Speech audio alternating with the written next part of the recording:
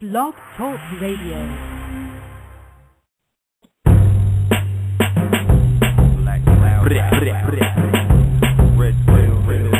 No, we got laugh. I was groomed in the womb. I'ma shine my light till they put me in my tomb. I'ma shine so bright they can see me from the moon. And my rhyme so tight you can see it in Sassoons. The Billy jeans, skinny jeans. Ever since a skinny teen, iron been hot, yeah. Ever since the penny scene, good times.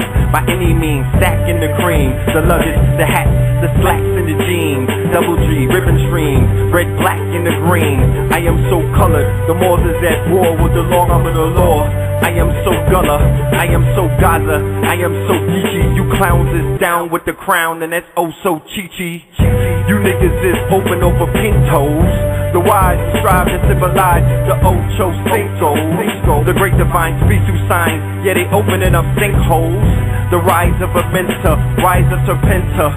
The greatest story never to be told, waiting to be told. Only thing missing is a narrator.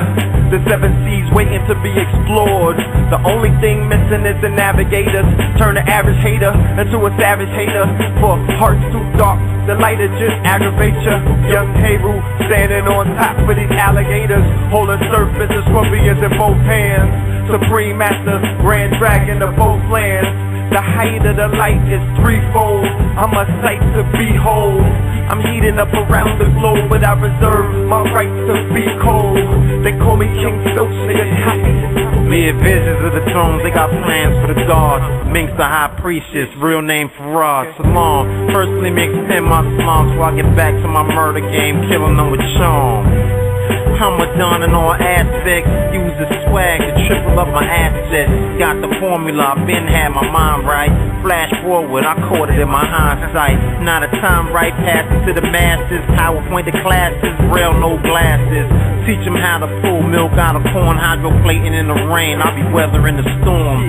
No droughts, every cactus has a spout. And currency just mean there's always money flowing about. And once you see past the mere riches, then you can go back up in the matrix and repair the glitches. It is what it be, we change what we can. And dollars can be started just from change from a can, or change from your man. Momentum is the key, a mill in your path, man, you heard it from the G, the dog. The King Don exposed who queens wear wands. For non-profit it's an easy bond. In this life I delete your bond. Turn a hater cold with heat, we keep for harm. Money machine I was made to bake, and it's nothing sweet yet I make that cake that make you shake, cause you know you fake. And I'm the light that is shining now, blinding your fate. Wow, you climbing much lower than great. Not even knowledge and wisdom can revive your state. Like a crossover, my one tools create the illusion that I'm crooked, but the path I walk is straight. Since my beginning of time, born to flow 30 moons ago. Dirty and snow, no hormone, we ready to blow. And foes burn slow as our product position the place to grow. Surviving the urban danger, messiahs from urban mangers endangered. Last of a species, my race ain't up for debate. My fee be inclusive, a place of food for thought. My casseroles is actual and factual. Many bars is magical. We all emerged out the bush, but we far from vaginal. Who would've thought we chuck the deuces, but we governed by bars? So animal instincts are just blink into a fucking ruthless guard. It's always in my cards. Just think of mortals in war mode. The thought alone just thinks like feces, or how fish think. Many niggas is soft at the crust like these Ornos. So just blink and arise from the dream that you can defeat me, or you can unseat me from my throne. We reign supreme on these microphones, and the twins want my men's chrome. We finna fuck up the hood like they send all the lifers home. Reminiscent of how we went from infants to toting Ninas, or when niggas got their first taste of cocaine. We kicking in the door, waving 4-4, so lay down like my New Orleans niggas in the A-Town. Post Katrina.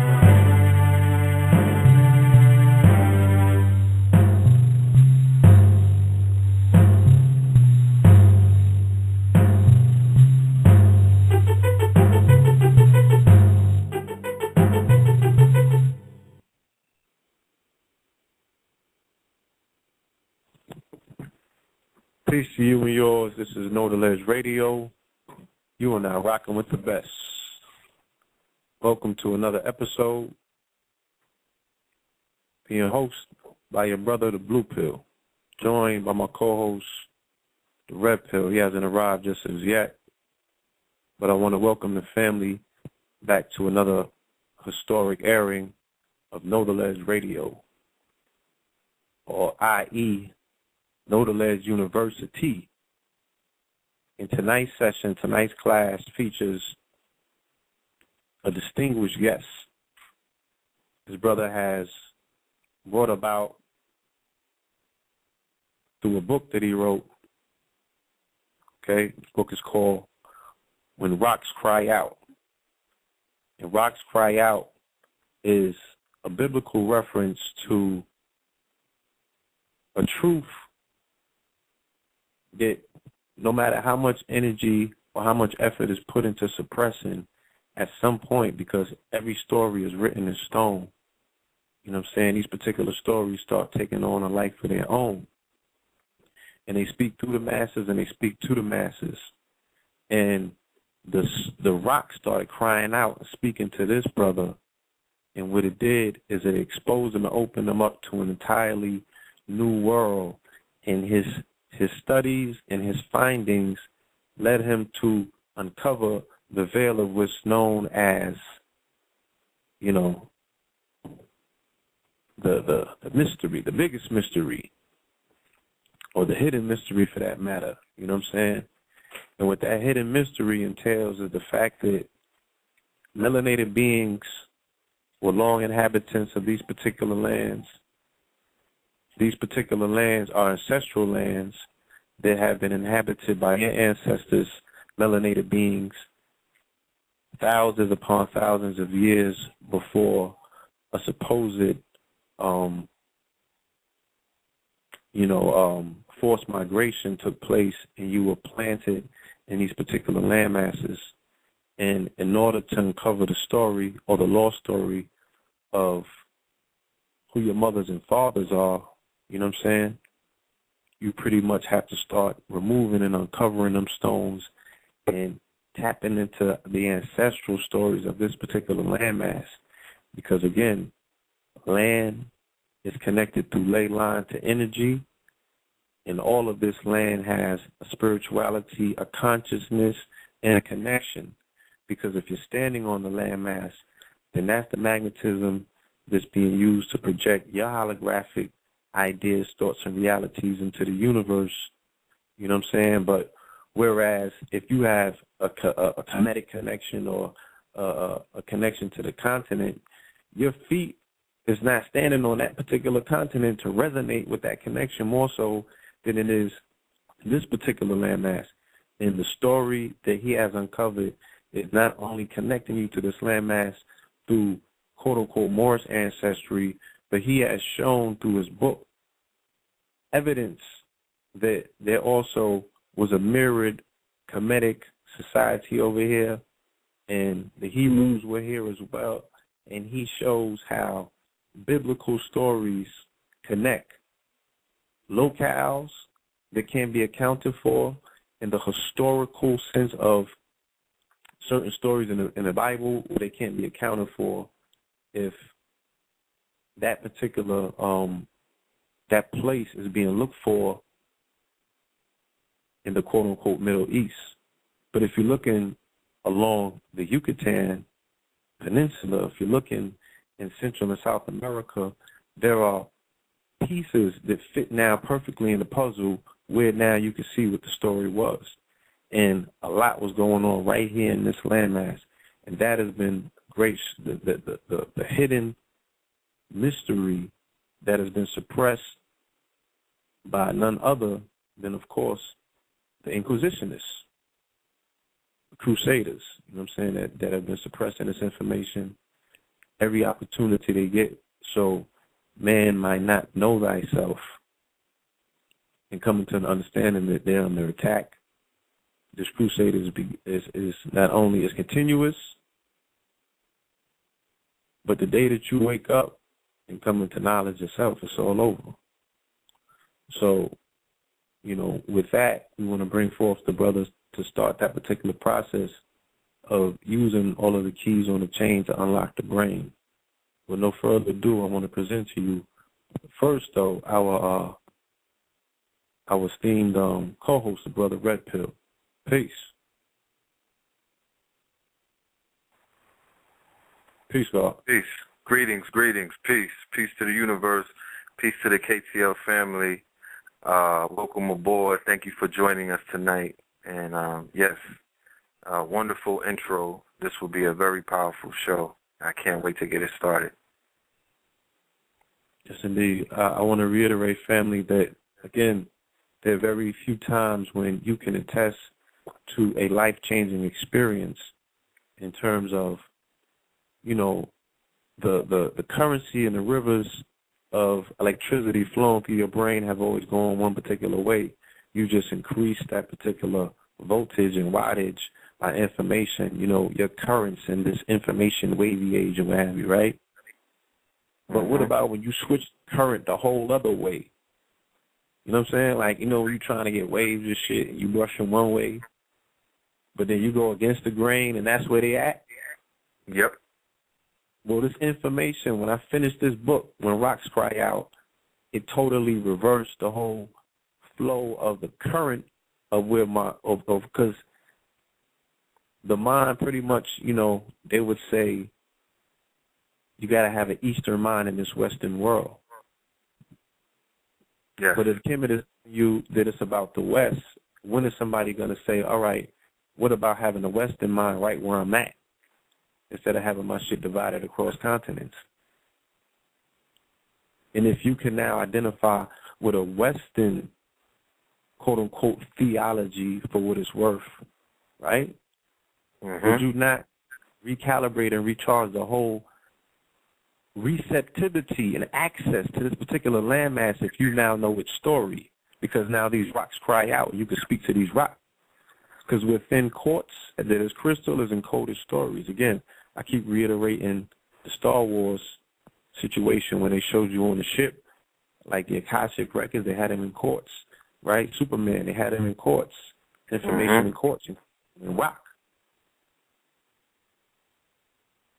Yes, so now if you know, now you're standing in ancient Amexem, but you're also standing in remnants of ancient Kemet and ancient Atlantis and ancient this and ancient that, but you see the connectivity to it. Remember, this continent is the only one where all weather climates are present, right? So all elementals.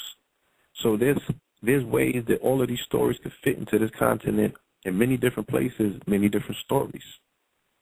That's how wonderful this land is. Don't use the politics to curse the land. You can't deny the beauty of North Amexem or Amexem, period. Fuck the people to the position. You're confusing the people with the land just the way you confuse the man with the message. You know what I'm saying? Talking about, oh, this ain't our land. This is the white man's land. Yeah. And you know, we don't know how retarded. Yeah, to one who researches and one who does. I'm talking about common sense research. The magic number is 1492, geniuses. So if you're talking about a land that's hundreds of thousands of years old, this sacred land right here, and when we say that this is the white man's land, you know what I'm saying, we forsake this land, you know, we're just revealing a level of ignorance that, you know, it would entitle any nation of people to turn their backs on you and be like, why would I even want to deal with these people? Like, they don't even realize the common sense of the fact that the European is one of the earliest, you know, like he's the later, he's so common to this land. So what was the story? No. What is? You know what I mean? I'm saying the comment sounds, that's not nailing what it is you're trying to say. He's the Johnny come lately to this particular land. He's the Johnny come lately to this landmass. I'm sorry. And here, as revealed by the book, and as you've been pointing out by explaining the whole Inquisition aspect, you Taj Tariq, and when the brother Cheyenne comes forth, and y'all build on that whole aspect of this being a continuation of Inquisition. Yes. And they came and they wiped out the Aztecs. And it has the wonderful information that lifts the veil once and for all, like no conjecture-wise who and what the Aztec were. Yes. We've been thoroughly confused by the whitewashing. Yes, definitely. You know what I'm saying? And the people perish from a lack of knowledge. Exactly. But, you know, like I said the other day, you know what I mean? I seen the biggest dudes fall like Goliath, but I also see them come back from the dead like Osiris. So let's open this lineup, you know what I'm saying, and play Lazarus and wake the dead. Indeed. Further ado, from number 972, we present to you Brother Horace Butler, author of When Rocks Cry Out. Peace. Hey, brothers, how y'all doing? All is well in yourself. Peace, brother. All is well. Good, good.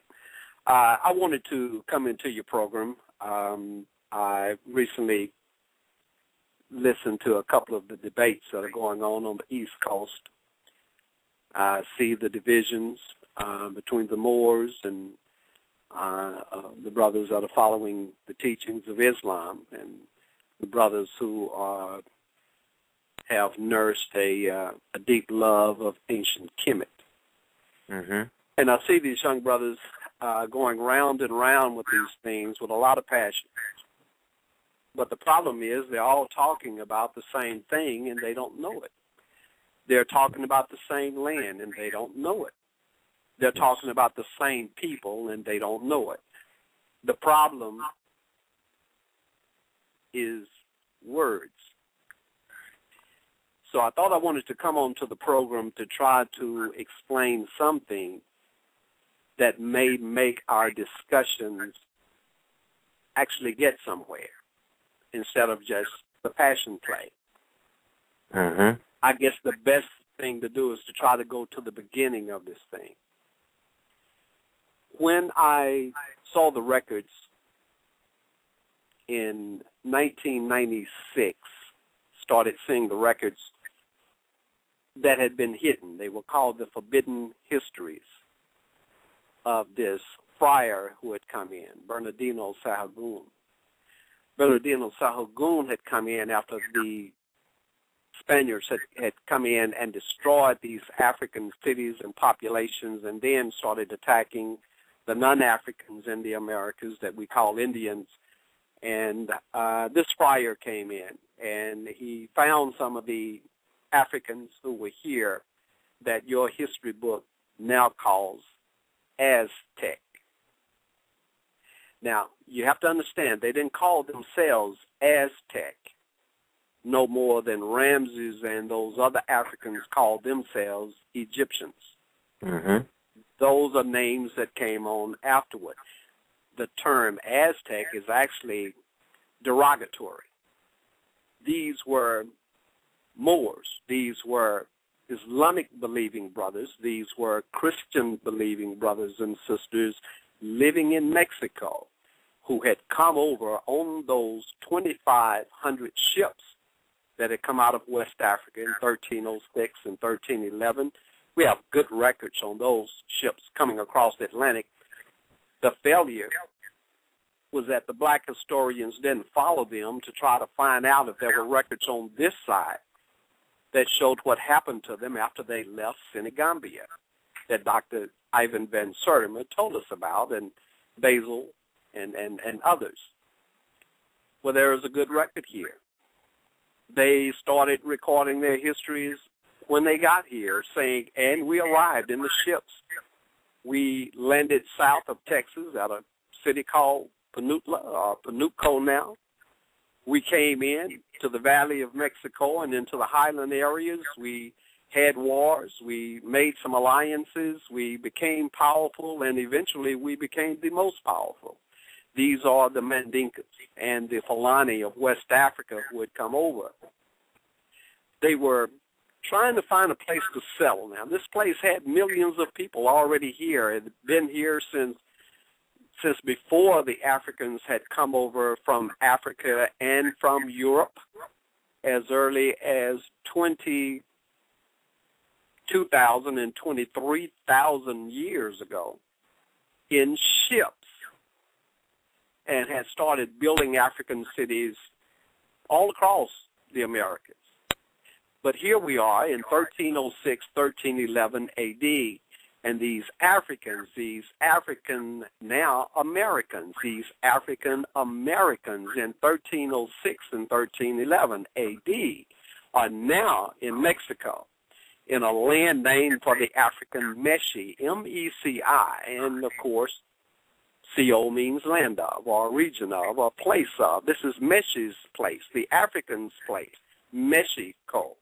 And they come into Meshi's land, who had come in the BC period, and the place is full of people, but they're trying to carve themselves a place out of it, and with wars they do. But they notice that there is this island that no one is habitating. They're not building their cities or their towns on it. And these brothers and sisters know about ancient Memphis. They know about the West African city that was called Memphis. That was the capital of Egypt. 22,000 years before the time of Christ. They know about it, Memphis. They're looking for the ruins of Memphis. And they find it on this island. They knew Memphis was an island city. They knew it. Their own traditions had told of it. They were the people who had come over and populated Memphis. West Africa, not East Africa. West Africa. But then East Africa would come later, and South Africa and everywhere else was coming in. But they found the ruins on this island. Man-made island, one of the wonders of the ancient world that they say cannot be found now. The lake that was called Tashi in some literature and by other names. Nearby, the other ancient wonder of the world, Heliopolis, still stands, showing its pyramids and the famed labyrinth sitting right there, the place named for ancient Egypt's Tehuti. It's now called Tehutehuacan, still carrying that ancient African name with the pyramids there, and the labyrinth, the famed labyrinth, still there, found by archaeologists. And they eventually said this city was one of the largest cities. No, they said it was the largest city on the planet up until the 8th century A.D. Largest city on the planet at 7 square miles. But they're not there. They're near. They're in Mexico, where Mexico City is now, built on top of those ancient African ruins. And now they found the ruins of ancient Memphis and rebuilt their city there, calling it after the old biblical name of Enoch. They pronounce it Tenochtitlan, but it's spelled T-E-N-O-C-H, Enoch, to Enoch, Titlan. So they own this old African city that dates to Genesis of the African writings that we call biblical writings. And they're in this city that was Enoch's city and was also Memphis. And they build their city there. And that becomes the capital city that we start hearing is the Aztec capital city. Here are these Africans here. So when Spain comes in, they know exactly where they're going. They know what the history of this is. Their church has those books. They have the writings. You have to understand that once you understand that when the Africans had come into the Americas and built their cities that became known as ancient Egypt, then you're not going to only find Memphis. You're going to find that other capital city called this, sitting on the Yucatan Peninsula. You're going to find the African city called Troy, sitting in Central America. You're going to find the ancient city called Thebes, sitting in South America. That's why they call it Upper Egypt. And in the southland of the two lands called Tamari, North America and South America. So you have Thebes in the south. as the capital. You have Memphis in the north. And once you understand that ancient Thebes is hidden under the eventual name of Jerusalem because those ancient Africans had first built that city in honor of Heru, Amen's son, not Osiris's son, Amen's son, Heru. And they called it after Heru. And we flipped that H and J one time to give you from Heru to Jeru in the district of Salim. No, you're in Jerusalem, just the way some of the ancient writings still show that name. Mm-hmm. So you have Jerusalem, Thebes, sitting in South America. And you have Memphis sitting where Mexico City is sitting now. Now, you have to understand now. Now, when you have your crusades, you are coming into the Americas. You already know Jerusalem is in South America because you've been here before. Egypt had been here. Europe had been here. Rome had been here. Persia had been here. Babylon had been here. Everybody knew about the Americas. When they came in with the Crusades, they went to capture the ancient African city of Jerusalem in South America. But every time they do it, now they had good success at first crusade because they caught the brothers squabbling like they're still squabbling among each other over the different sects and different beliefs. And when they catch you divided like that, they just whoop all of you. So they came in and they were able to capture this ancient African great city sitting in South America called Jerusalem because they caught the brothers squabbling. Now, when they tried it again after they had been run out of the Americas, they came in again, and now they're trying to do it, and they find out the brothers have a strategy. Now they're working together. When they tried to besiege that fortress city of Jerusalem in South America in that high mountain, now the brothers from Mexico comes up behind them, these armies, and sandwiches them in, and now they get defeated, and they keep trying that, and they keep saying, you know what, we finally run out of luck on capturing Jerusalem. It wasn't that you're running out of luck. The brothers have started working together, and now there's a strategy. So when in the 1500s they say, you know what, I think what we need to do to be able to take these African cities and lands and all the riches and the drugs and the cocaine and everything else that's in the Americas to start making that money again, to get that land, I think we need to go and whoop the army in Memphis first, in Mexico first, so when we go down and attack Jerusalem this time, we won't get sandwiched in. So in this invasion in the 1500s, here the ships come, and they come into Mexico, and you'll see all the books, and they say the invasion and conquest of Mexico and Peru. But now something should have clicked in your brain right then. When you see Mexico, you don't see Peru right next door. Peru is not in Texas. It's hidden. It's hidden on the far side of South America, on the Pacific side. You can't even reach it coming through the Caribbean. Not in your ships. So here you go. How do you know where Peru is and you just found Mexico? They know. They know exactly where Jerusalem was. But they were going to knock out the armies at Mexico and then take the armies down to South America and then conquer Jerusalem. But now they have to hide this now, because if you are the church and you're saying you have a right to come in and conquer and destroy and mutilate and slaughter these people in the Americas and have the church's blessing out of Italy, the Rome there, you better have some kind of good justification if you're trying to say that you're humane. So they come in and they say, well, we're going to introduce them to the religion of Christianity. And so, it's going to give them a benefit. So we can do these things because we eventually, the whole thing is we're going to save them. We're going to save their souls. And they certainly can't tell you that they came in and destroyed Jerusalem. But the Vatican had an interest, because when the church was developing in the Christian world, there were 12 churches.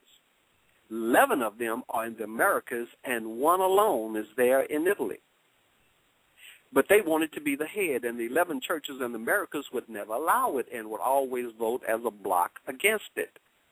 Now, if you can wipe out the 11, you can become the head. So they had a vested interest in the destruction of the churches and the cities in the Americas. And Spain, of course, wanted the riches and the land. And so you knock out the armies at Mexico, you go down to Peru, and you knock out Jerusalem and wipe that city clean and rob it blind. But now you have to hide the histories so you won't be accused of destroying Jerusalem. And that's what was done. They knew that these were not Aztecs. Aztec means these people were worshiping the ancient religion of Sutec, that some also believe is Set, ancient Set, and Set. If you go deeper, you'll find that this Set is also Cain in the ancient biblical writings called Genesis. Cain, that they spell as C-A-I-N, but in the other African records that we now call Egypt, he's called K-H-O-N, Khonsu, who slays his brother Osiris, who is the biblical Abel. That's why in the biblical writings, these African writings that they keep trying to give to somebody else and say that they're theirs, in these African writings, you find two worships going on, more than that, but two major ones. In South America, Amen has become the church of power. In Central America, where Heru was given the rule of Lower Egypt, it's Heru and Isis and Osiris, who was Abel, who is then called Baal and El.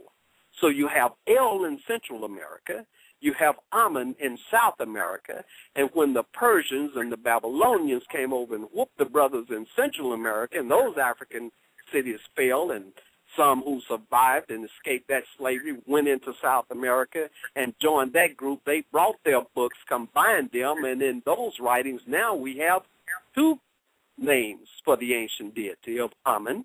We have Amen and Yah and Yahweh and all the other names, and we also see him being called El, because they were worshiping Osiris, El, as Baal, as Cain, as Khan in the north. That's not the same spirit. It's two different ancestral spirits that they're worshiping. Now, I know my Christian brothers and sisters probably don't want to hear that part of it, that when they say Amen at the end of the prayers, it's actually the man who founded Egypt really founded it. It was existing some, but he really turned it into empire. Amen. Amun. Aman. Amen. And so at the end of the prayers in the Old Testament, it's Amen. Christ, when this African came, when this brother came, this divine brother came with this knowledge that he had, and started saying, look, we've got a problem. I know it's going to get me killed to tell you, but I'm going to tell you that the worship you're worshiping is wrong. You do not have to kill your firstborn male children to please God. God never required it.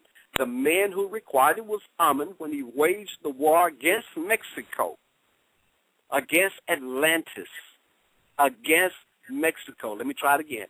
Against Atlantis, against the Atlanteans at Memphis in Mexico. And he sent Horace's mother, Bast, to lead that charge. And the slaughter happened. And at the end of it, there was an agreement for sending him such bad tribute, such fat and bones instead of the meat, and such poor selection of crops as his tribute for saving you from the flood that had happened at Memphis that had devastated that land in Mexico, then he says, okay, well, let me see what I can do to get this corrected. And when that war happened and that slaughter happened, they sued for peace. And the agreement was, okay, from now on, to make you remember to send me your best fruit, your first fruit, then this temple is going to be built. You're going to give your firstborn male offspring of stock and human. And so later, with that same worship still going on 21,000, 22,000 years later, then now even before then, 1900 B.C., you have the Exodus, the civil war of the Africans, and they're saying, look, we're taking South America away from the other Africans that were called Egypt, but look, this law here is too hard, giving up our first male born. And says, okay, well, it is kind of hard. So this is what we're going to do. We're going to let you redeem them. We're going to let you buy it back. And so here you go. Now you're able to give money, and if you're a farmer, your farm goods, or if you are a herder, you can bring your cattle and your others and redeem back your obligation of giving your firstborn male child. And so here's this requirement put on you. And when this African, this brother called Christ came and says, look, that's enough of this. You're wrong. The church is not going to tell you you're wrong. But Amen is not God. God is love. It's a spirit. It's not this man's spirit. And so you cannot worship both God and Amen. And can't leave that in there. Put an M on the front of it and says you can't worship God and mammon, riches. No, you got to open your eyes so you can understand what happened. And so here's the history that's unfolding in the Americas.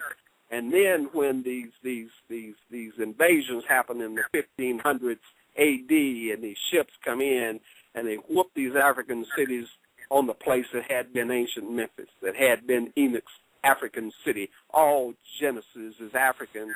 All Deuteronomy is African. All Old Testament is African. These are African histories. It wasn't that Moses' wife was black. Moses is black. All of them are black, and you're sitting there trying to find who in the Old Testament is black. No, the problem now is who in the Old Testament was not. That's where we are. And some resist it, and that's okay. They'll catch up eventually. But Amen is at the beginning.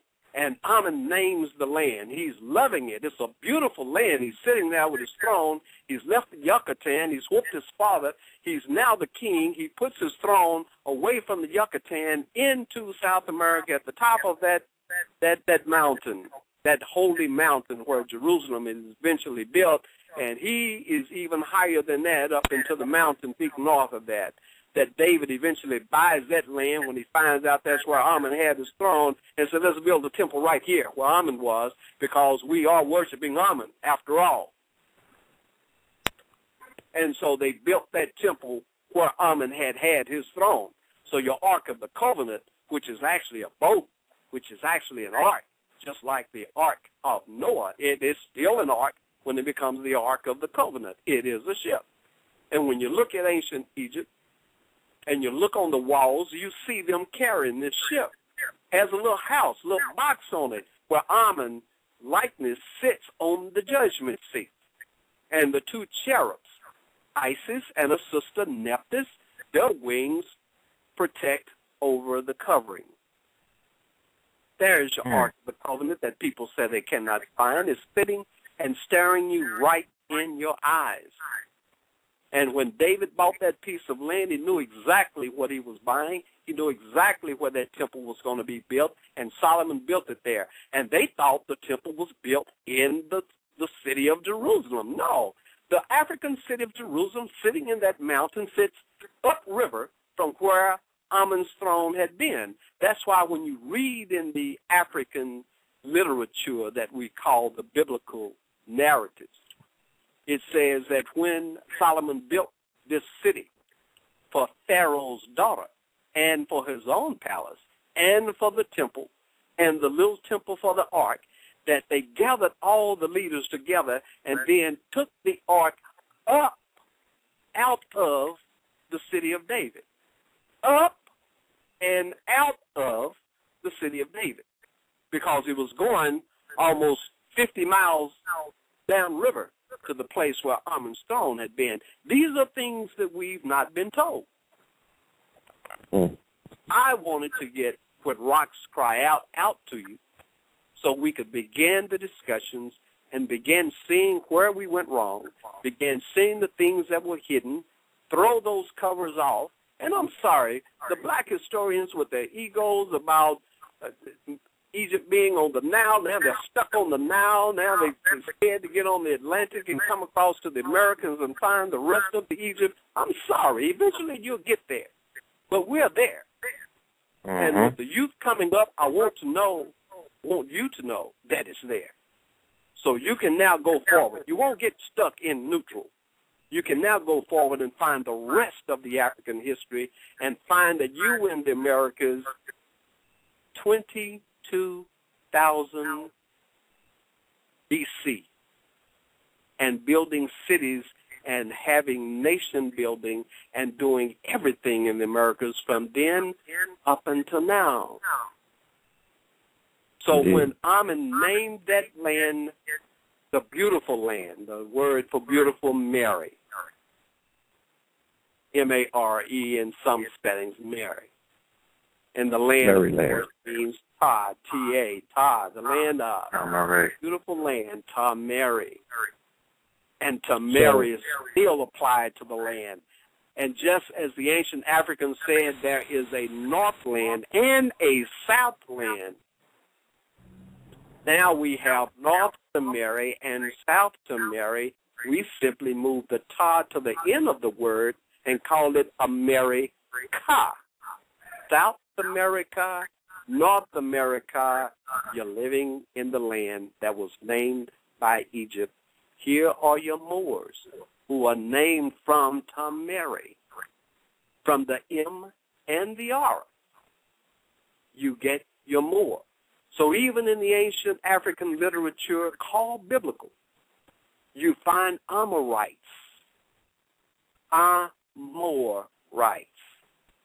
who lived on the north side of the Amazon River and went all the way up through Venezuela, what is now called Colombia, Guyana, all of that. Now we're going to get you a little deeper, something I haven't told before, because that land is also called Syria. Here is your Asia. So when you hear brothers talking about, that's an Asiatic term. You're not African. Dude, Asia was Africa. They're all in the same place. These are Africans. You don't know that the Phoenicians are Africans.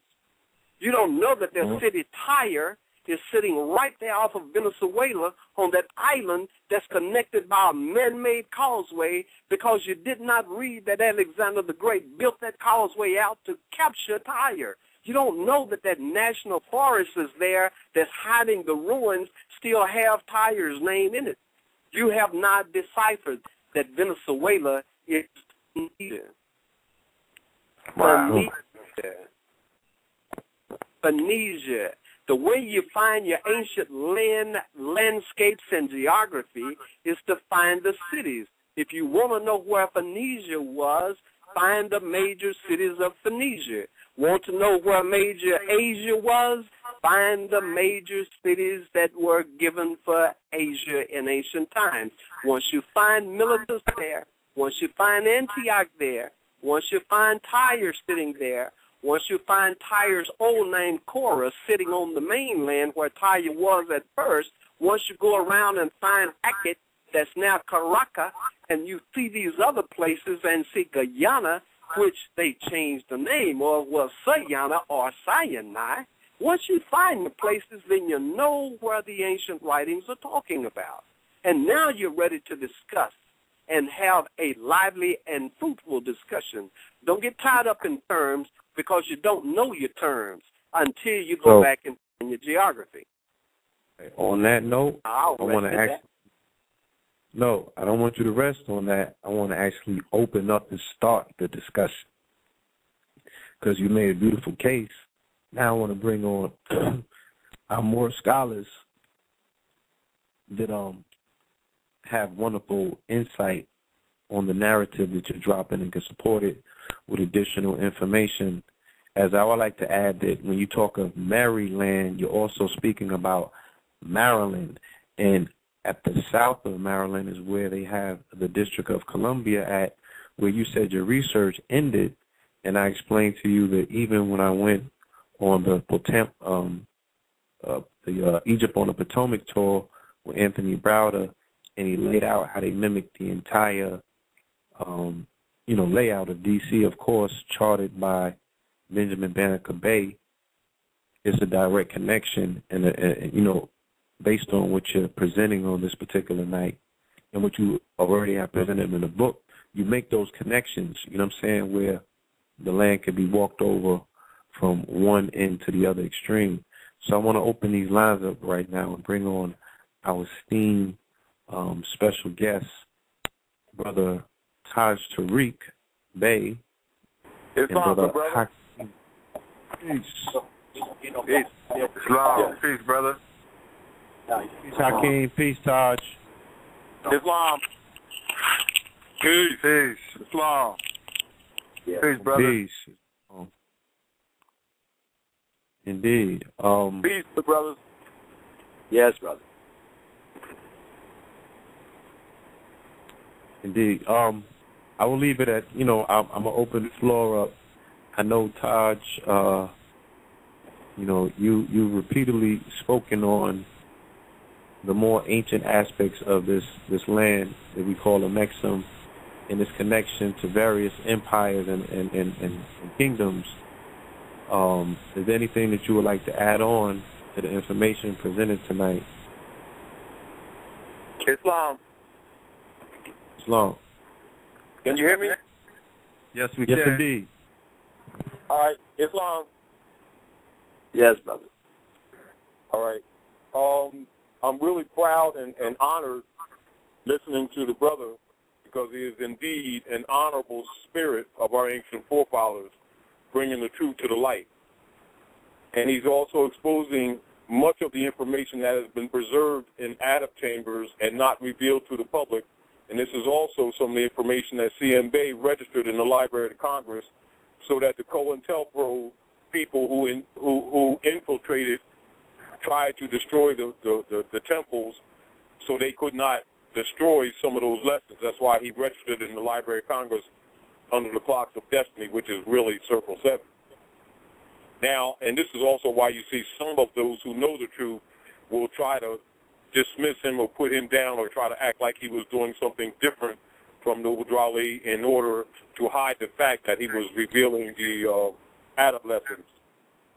The other is that this is just like the brother says, this is why the largest base for the largest world is where? In Mexico City.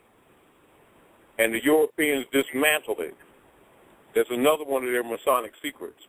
And this is also why George Washington's Grand Masonic Museum is located in Washington, D.C., but actually right off the outskirts, and they name it after Alexander the Great, which is Alexandria, Virginia, where Chief Justice Ben Bay's Fez is in a glass case, which we've shown to people many times, and which I'm sure the brother knows, and why the layout of Washington, D.C. is laid out astronomically and in accord with cosmology, with all the signs and symbols, hex alpha, etc., every sign of the constellations in this particular solar system, which is represented by the glyphs of the signs of the zodiac, etc., which is the Moore's law, etc., and so on and so forth. And again, like the brother says, this is why all prayers are ended with Amen. And most of the people don't know, just like the brother said, it's Amen Ra, and it's beautiful, and I'm just so appreciative of you having the brother on, and I'm so appreciative of the brother being so honorable to our people and producing such great and grand literature in order to free the generations to come. And can't wait to hear more from him. Thank you, brother. Indeed. Peace, yes. This is Brother Hakeem. Could y'all hear me? Islam. Yes, sir. Islam. Peace. Yes, Brother Horace Butler, it's been a long time. But I've been looking to meet with you for a long time. I had your book for a while. And, I just want to, say it's a good thing that brothers and sisters are coming up to speed now with a lot of this information. One of the things I wanted to ask you was, do you have like an atlas of maps? Because a lot of what you present will be very good if people had a visual of it and they could actually see it. Because many of our people, as you know, is not very good in terms of geography and chronology. And I was gonna say, if not, I would love to, possibly even, work with you on something like that as a project to put together some type of atlas of various maps, laid out chronologically so people could see what you're saying in terms of the movements of the people, the different things that were taking place, and so on and so forth. Because now's the time for all this to come unveiled now, and we just need to document it visually for our people so they can really see this. Right. That's been the one large deficiency that has been called to mind, that I should have made that map. After the 12 years of looking through the ancient literature to find where the cities were, I had to, and I knew where the places were. But I wanted to be more exact. I wanted to get as exact as I could, so that when the brother said, here is Asia, I didn't want it to cut off before it hit Panama if it actually went into Panama. I wanted to know exactly. I wanted to find as much as I could, and I wanted to find the ancient map. Now, the problem is that many of the ancient maps, because this information was so valuable, they would code the maps. They would have the lands there, but they would cut it and then reattach it. And when you look at it on the map, you say, well, wait, I don't see any land on the planet that looks like this. But you have to understand that straight line there on that map is the section where you take it off, and here is Upper Egypt, and you put it where it needs to be, and then that leaves you with Lower Egypt there. It's like that. They had the maps coded. Even the ancient Roman map, called now the Putinger map, it would show you where the cities were. It would show you where the regions were. But if you didn't know how to put that map together, you wouldn't know where these cities actually were in the Americas, because it was valuable. But you're right. So I am working with a graphic designer to put the American landscape together, and parts of West Africa that you have to understand. West Africa is so close to South America that it made it very easy for them to have commerce back and forth. Definitely. It used to be that I would run into brothers and sisters who would laugh at the assertion that Africans were in the Americas as early as 20,000 and 22,000 B.C., and they said it immediately. They would say, well, that must have happened when the land was all joined together as one land, Pangea. And I just have to shake my head at the ignorance of it.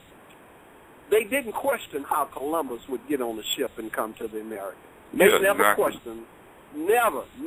The Vikings, nobody. Everybody could, as long as you were not black, you could be in a ship, and nobody would question you being in a ship. But as soon as you put a black in a ship, as soon as you put an African in a ship, then there was a problem. Well, how did it get there? And I would hear young brothers, putting their arguments up, and they were saying, well, Egypt came over in reed boats like it was proven. No, the heck no, they didn't. These brothers knew how to make seaworthy ships, and when rocks cry out, when that book finally hit, then the archaeologists started saying, well, you know what? Okay, now that it's out, we're going to show you what we found. We've got the remains of the wooden ships that ancient Egypt was using to go across the sea, not down the Nile, but across the sea. Right. So they started letting those discoveries out that were on the east coast of the Egypt and Northeast Africa. They've not shown the ones that were here in the Americas. You want to see a ship here in the Americas? Go to Benampak, go into that end room, and you'll see a man standing there with lines going across the wall above his head, and you don't know it, but that's Agamemnon's ship that's been painted there. And nobody has told anything about it. I gave it to National Geographic 2 years ago.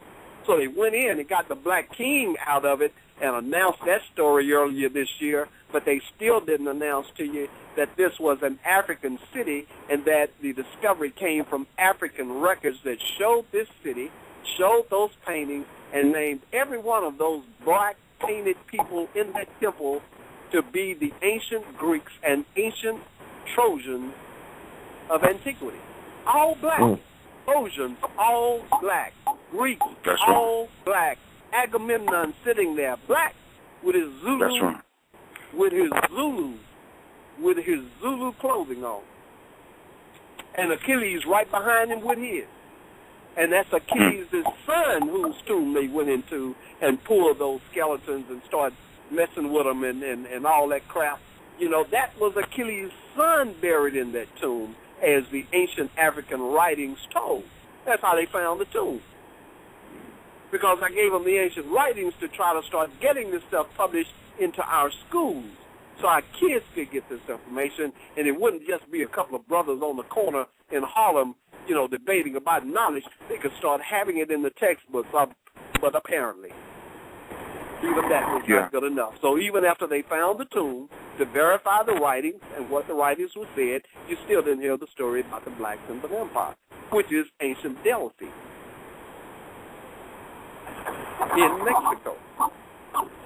And so, brother, we're working on the map, but as I talk, this interview and others, I steadily give you more cities so you can kind of get an idea of where they were. Tonight, I give you Tyre. The last interview, I gave you Troy. So I want you to know the landscape in case, you know, my breaks or whatever, you'll at least have the cities there. Right. And you had mentioned in Rock Cry Out that you was going to write another book where you was going to go deep into Solomon and David and so on and so forth. Did you do that book yet? That book is being shopped. It's already out there to try to get a deal on that thing with the major publishers, because I see now a lot of my brothers and sisters, the book is not major until New York tells them it's major. So, you know, it'll be a book on the side unless HarperCollins or somebody throws it out, and then it's a great book. It's the #1 bestseller, and it must be true. So we want this thing to move off of the back shelf with they came before Columbus and get up there where Random House should have put Dr. Ivan Van Sertima's work. That's right. Well, I'm looking forward to it. And also, you know, if you ever need any assistance in putting it into ebook format or whatever the case may be, you know, let me know.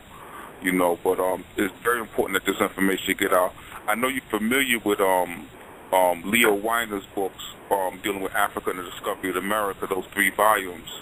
And in it, you know, he just goes into great detail, exactly what you're speaking about, the whole connection with West Africa and Mexico, even in terms of the garments. And he mentions in there Sahagun, and, you know, what's deep is that, like you said, a lot of the history is in those writings of those early Spanish conquistadors and priests of the priesthood.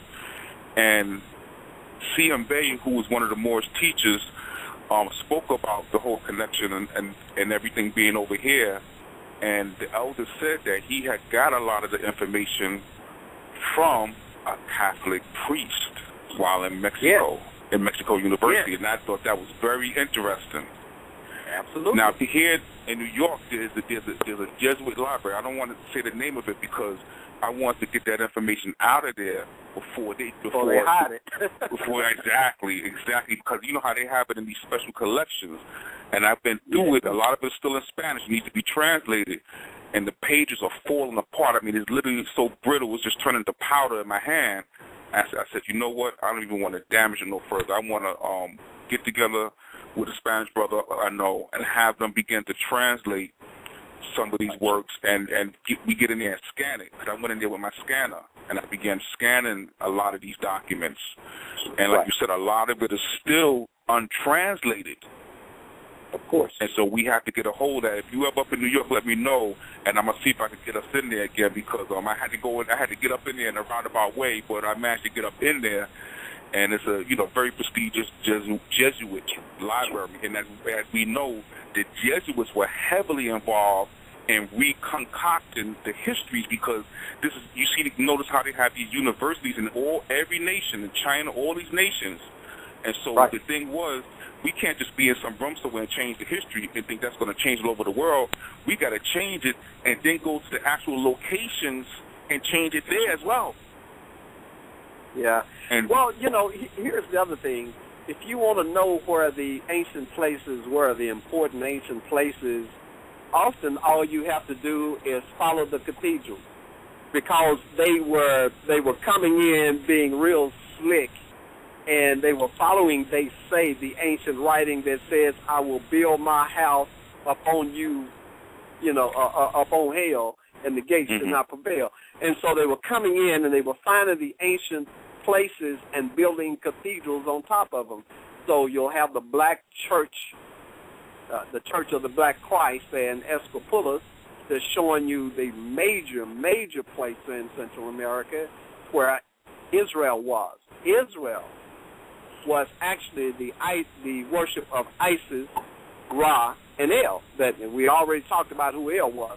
They had the Trinity. That's why you keep seeing those three pyramids all through Central America. Among the Mayas and others, it's the three pyramids. Those are the three deities. It's that Trinity there. And so you have Central America going down to South America. That was the African nation called Israel. See? And so this church was the capital of Israel. It's showing you where that capital was, in the northern area there. And the southern capital, they went and built the black church, the Church of the Black Christ at Cusco, to show you where Jerusalem was. And then where Christ, the African called Christ, had major things happening in his life, they built cathedrals across South America on those places too. Follow the cathedrals, and you will often find the ancient places beneath. And a lot of those cathedrals also, from what I heard, a lot of those cathedrals are actually masjids and temples that all they did was come and change the actual facade on it. The facade, throw a cross up on it. Yeah. And we thinking this, so-and-so mosque or so-and-so cathedral or so-and-so nunnery or whatever the case may be. Because a lot of people actually say, where is the Moorish architecture here, the ancient and the Moorish architecture here? I tell them it's all over the place. They just call it so-and-so church and so-and-so. If you go here in New York City, the oldest synagogue in New York City, if you go there, it's on 54th Street, and it says, built in Moorish revival style. There's a big plaque on there.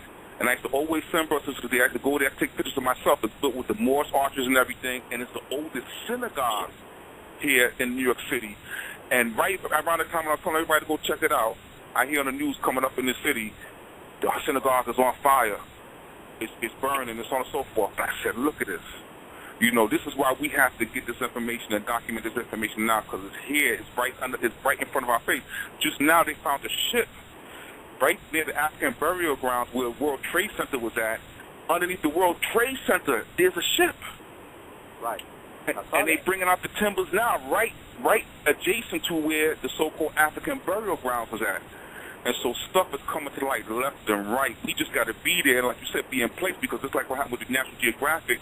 Also, you aware that the city that they found sunk off the coast of Cuba, 2,200 feet below the surface, below sea level? Right off the coast of Cuba. And National Geographic, I heard, was trying to get the rights to that, and the Russians and so on and so forth. But there's a city, and with their scanner and sonar, they were able to see pyramids, streets laid out, and everything. Well, and I so tried we got to get with Ballard to go and find one rich discovery. Found out that we couldn't get to it. He does a lot of underwater archaeology, and the deal was that I had found what the ancient Africans called. Can you hear me? Yes, indeed. Where the ancient Africans called Greeks had this major naval battle, and so many of the Persian ships and Greek ships had been sunk in that battle. And I knew it was right off of the Yucatan Peninsula, which was ancient Greece. And so we were, we were saying, okay, well, it's going to be, and every time that I would locate where this had occurred, it had been turned into a national preservation area where you could not go into it.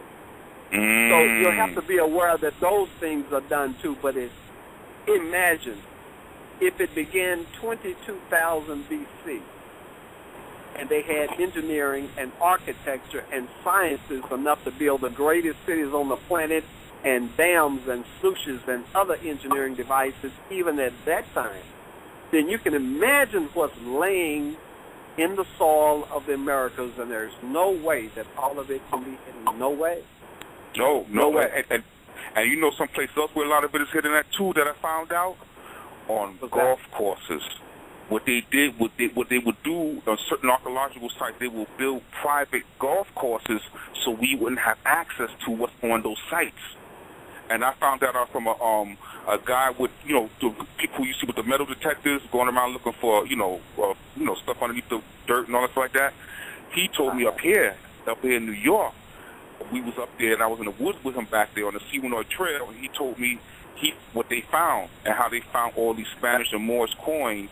And he said, but the good stuff is on the golf course, but we can't get access to it. And that made me think. And then the Empress was talking about the Washer Tour, how a lot of the places where the Miles was at, they built private golf courses. So it's another trick that they do to keep us off of these sites. Yeah. Well, I think we have enough existing that is within view where we should be able to see what was going on and then restore that history and then go forward from there. I think it's important because I have seen young African-American kids with as many kids as I have and grandkids. I've seen them go into schools and come out deflated with different things that happen, and especially during Black History Month. There are more black kids, there are more African-American kids that suffer mental anguish and mental long-lasting events during February because of the things that come out. You are a descendant of a slave. You are a slave. Your history begins there. And then you jump up and show, well, that might be true, but look how smart we are. We invented the red light. And then they show that they've gone to the moon.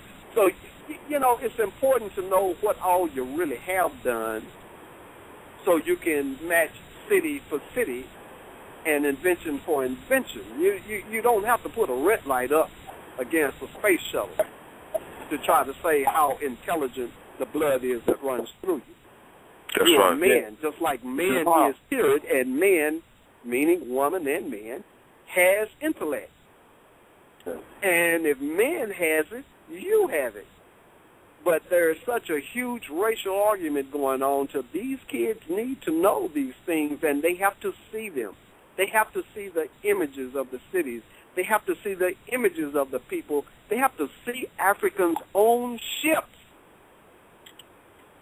before it gets in. National Geographic knows that lesson. That's why they came up with the white face of King Tut and then put it on the magazines and then start sending a version of that magazine into the kids across the United States into the schools. So now King Tut is white. An image has that kind of power. So now they're claiming ancient Egypt. Again, while all these brothers are debating and arguing on the corner about Kemet and all this, they are steadily working into the schools and putting the impressions in the youth. Islam. While the argument is going on the corner. So hopefully we can get that resolved. Brother Taj. Yes. Islam. Peace, Brother Taj. Can you hear me? Yes. Yes. All right, Islam. One of the things,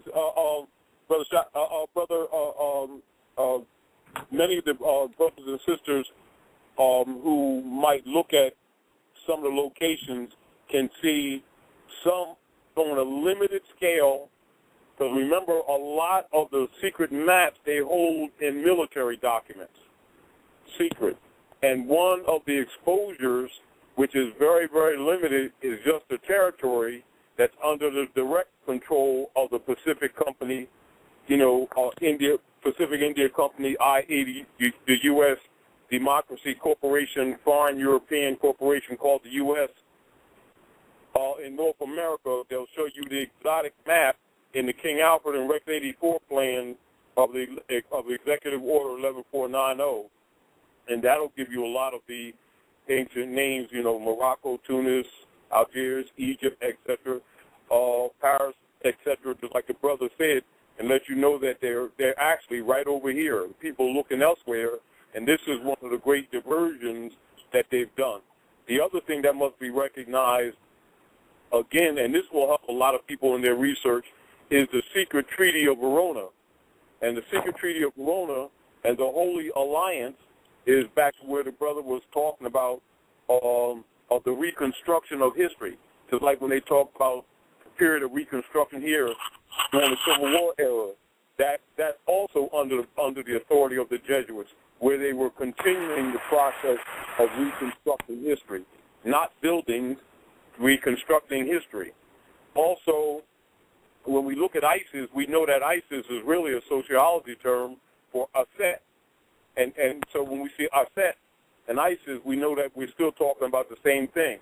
And the other deal, part of Egypt and ISIS temples, etc., and a lot of the old artifacts of the ancient ones is right there in the Grand Canyon, which is why they don't want people to know a lot of things that they're looking at in museums like King Tut, etc. A lot of that stuff came right from the Grand Canyon.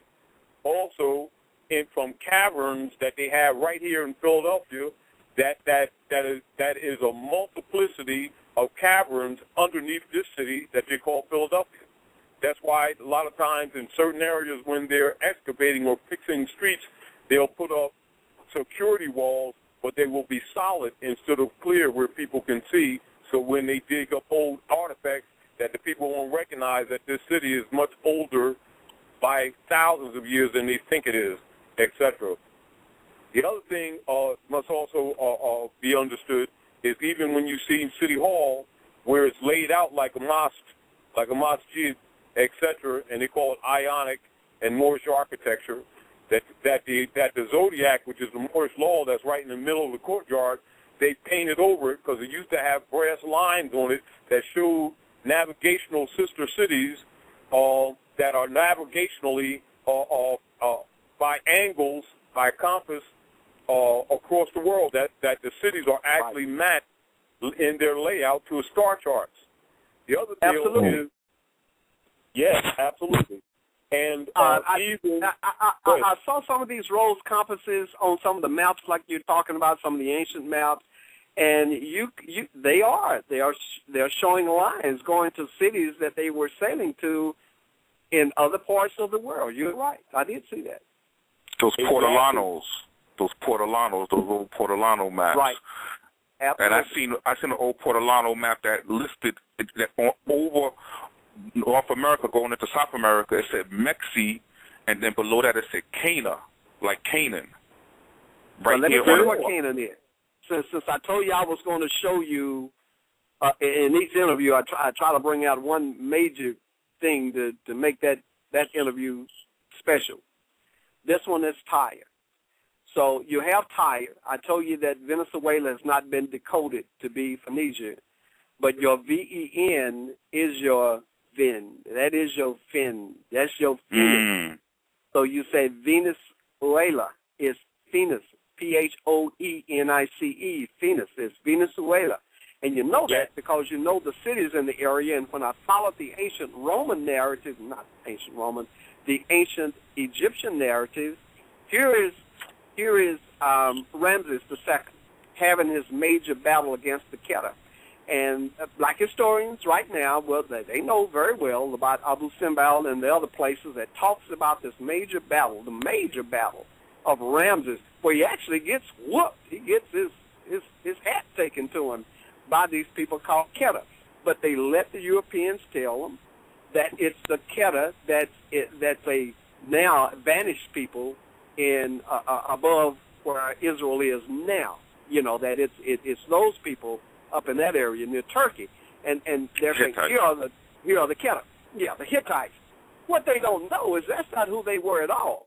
These were Africans from West Africa, and when you go into the traditions of Mali, it will tell you it was founded by Sundiata, the what? Keter. That's right. Keter, straight up. Here are your Keter. Here are the Keter that Ramses is writing about. Here are your Keter and your Hittites. They're from West Africa, and they're warring in South America near the Orinoco River. That's where the battle happened. It took me a while to find Kadesh, and when I finally found it, there it was. And they had it coded by one letter, like they usually do, the one-letter rule. But there was Kadesh. Here's the battle. And so when Columbus came over, and he was right off of this river, he wasn't getting off of his ship. But he was out there and he was looking in, and he wrote in his journal and in his notes, he said, here's that river that comes out of paradise. Because it is that river. And it was coming out of paradise where Amun had built his empire up in Peru. This river starts up there, and it comes down. Here is your Kadesh. And on the side of that is this major mountain that was called Sinai. So that's your Phoenix, that's your Phoenicians, that's your Venezuela, that's your Kadesh, that's your Tyre, that's your Korah. You see the name Korah, C-O-R-O, on the city, as a dot right there next to the causeway going out to the island. You don't know that Korah is the other name that they use for Horace's mother. But when you look at the ancient writings, there she is. There's Korah. So here is Horace's mother being called Korah. And her name is right there. I was gonna say, what's interesting? Those new radar showing these straight lines laid out in the Amazon. Are you familiar with that? These lines and these cities laid out in the Amazon that they can see from the satellite images. Yes. And they have a thing like the irrigation plots that they used to have. Right. They have a thing like South America, Amazon is nothing but pure, dense jungle. It's been like that for millions of years. Where from the satellite they look down, they see straight lines laid out for hundreds of miles, irrigation canals, all the stuff right through with the satellite images, showing that there's underneath all those trees and stuff, there's cities underneath there. Absolutely, it's cities, and it's the kind of irrigation plotting that they were doing as well, where they would have plots of land and have the water running around it to water it well. But when I talked to, I think her name was Benny Makers or something, years ago, and tried to tell her, I've got the Old Testament there in Brazil. I've got these Hebrews there. And she says, no, that couldn't be true. I've been studying this for all my life. I have not found. Well, when you find it, you're not recognizing. I saw where you published that you found these things, and so the conversation was ended immediately. But it's the African presence. Yes. They are there. Yes. The Hebrews, that's right. The Africans called Hebrews are there. They're also in the Egyptian records, the African record called Egypt. You have two Egypts. When they lost that civil war in the Americas, when the African called Moses killed the Pharaoh, his own grandfather, step-grandfather, when he killed the Pharaoh and had to flee from Thebes in South America and went to the Yucatan, eventually he led the revolt of the Africans, the Civil War, down through Central America and into South America and then into West Africa, then came back in under Joshua, those Africans did, and started taking Egypt's cities in the Americas. Well, the ones that were being whooped got their belongings, got in their ship, and went to East Africa. They couldn't go to West Africa because that was a base of the attack.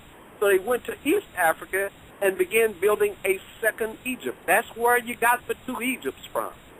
So archaeologists will tell you we found a lot of monuments coming from 12th dynasty downward. Yeah, because that's where I found Moses living off of the 12th dynasty. He named the king who was leaving.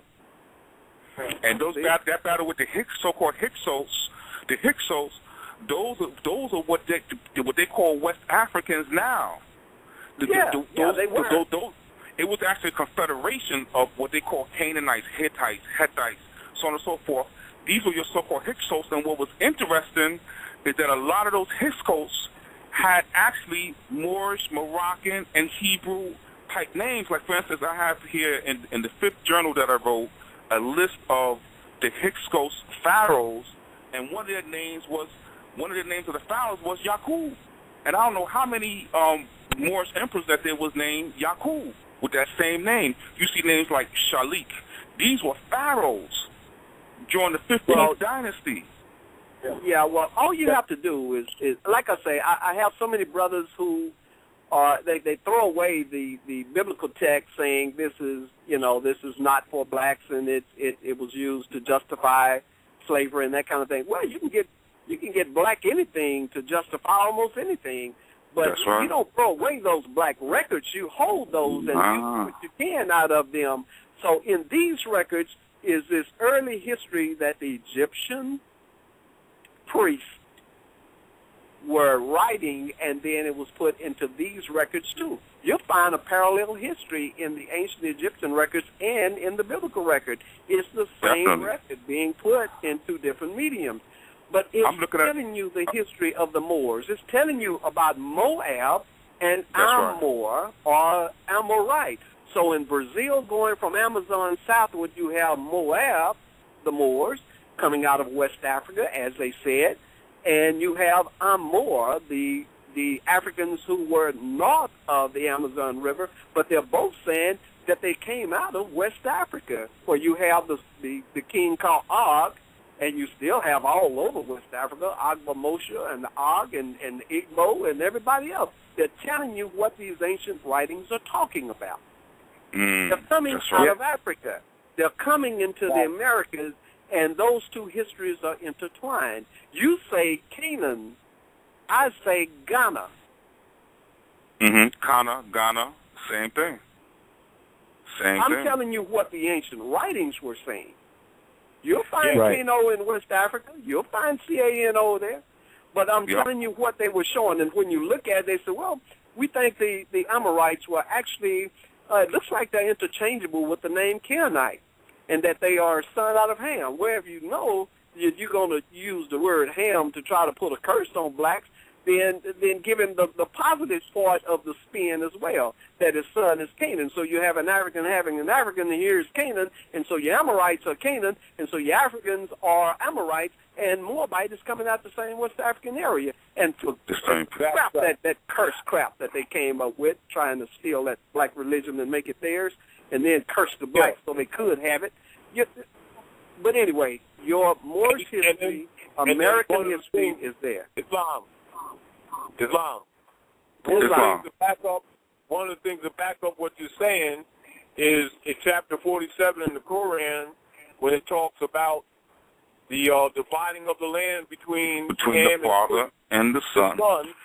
And the dividing of the land called Ethiopia, not the people, but the dividing land, which is the surveying, and also understanding that Hebrew or Ibri simply means those ancient ones, Canaanites, Moabites, who crossed the river. And it's really the same people. It just means those who crossed, who came from the other side of the river. That's all. Right. All the same people.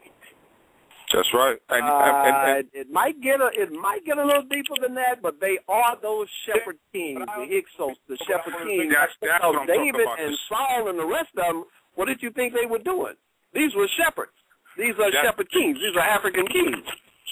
And they're tending to their herds. These are your shepherd kings. So, but all I'm saying is, and when you hear David, understand that's an African king. When you hear Samuel, African king, I've got their images in South America. We're about to release them. These are all Africans. All of them. Their actual faces are carved on the stones in the Americas. They left their histories here with their names and their calendars attached, and their histories there. And you mentioned Samuel and Sama. That was also one of the kingdoms connected with Ghana. This information is also found, as quiet as it's kept, in the Arabic sources. And they keep the Arabic sources secret because a lot of the Western scholars, they get their histories, especially dealing with West Africa, from the Arabic sources. And when I looked in the Arabic sources, I found one of the records coming from Al-Yaqubi. It said, the posterity of Cush, Ben-Ham, son of Ham, and Canaan, son of Ham, are the Nuba, the Zanj, and the Habasha. So here we're talking about the Nubians. And the Arabic sources, I'm reading quotes, this will come from Al-Yaqubi from back then. They said the posterity of Cush, son of Ham, and Canaan, son of Ham, are the Nuba, the Zanj, and the Habasha, the kingdoms of the Habasha and the Sudan. It says here, quote, when the progeny of Noah dispersed from the country of Babylon, the descendants of Ham, son of Noah, went to the west and crossed the Pharat, the Euphrates, toward the setting sun. After they crossed the Nile of Egypt, Hyksos, the descendants of Cush, son of Ham, namely Habasha and the Sudan, split into two groups. One of these groups proceeded to the south between the east and the west. These were the Nuba, Buja, Habasha, and Zanj. The other group went to the west. These were the Zagawa, the Kwaku, the Mariam, the Miranda, the Korkor, and Ghana. And this is from the Arabic sources. And then it says the Sudan, who went to the west, traversed several countries and created several kingdoms. The first of their kingdoms is called that of Zagawa, who lived in a place called Kanem. Then there is the kingdom of Korkor, which is the greatest of the realms of the Sudan at that time, the most important and powerful. All of the kingdoms obey its king. Al-Korkor is the name of the town. Besides, there is a number of kingdoms which the rulers pay allegiance to him and acknowledge his sovereignty, although they are kings in their own lands. Among them is the kingdom of the Almira, which is an extensive realm. Its king has a town called Al-Hiya. Also the kingdom of Merduk, the kingdom of Zania, the kingdom of Rura, and the kingdom of Bakwat. All these are assigned to the kingdom of the Korkor. And then there is the kingdom of Ghana, whose king is very powerful. In his country are the gold mines, and under his authority are a number of kings. Among them are the kingdom of Am and the kingdom of Sama, S-A-M-A, Samael. Gold is found in the whole of the country, and this is taken from a book called The Corpus of Early African Arabic Sources for West African History. So it's there. We've got to get it all. Yeah, we have to. We've got to get it all. Dig it up. And let me give one clue.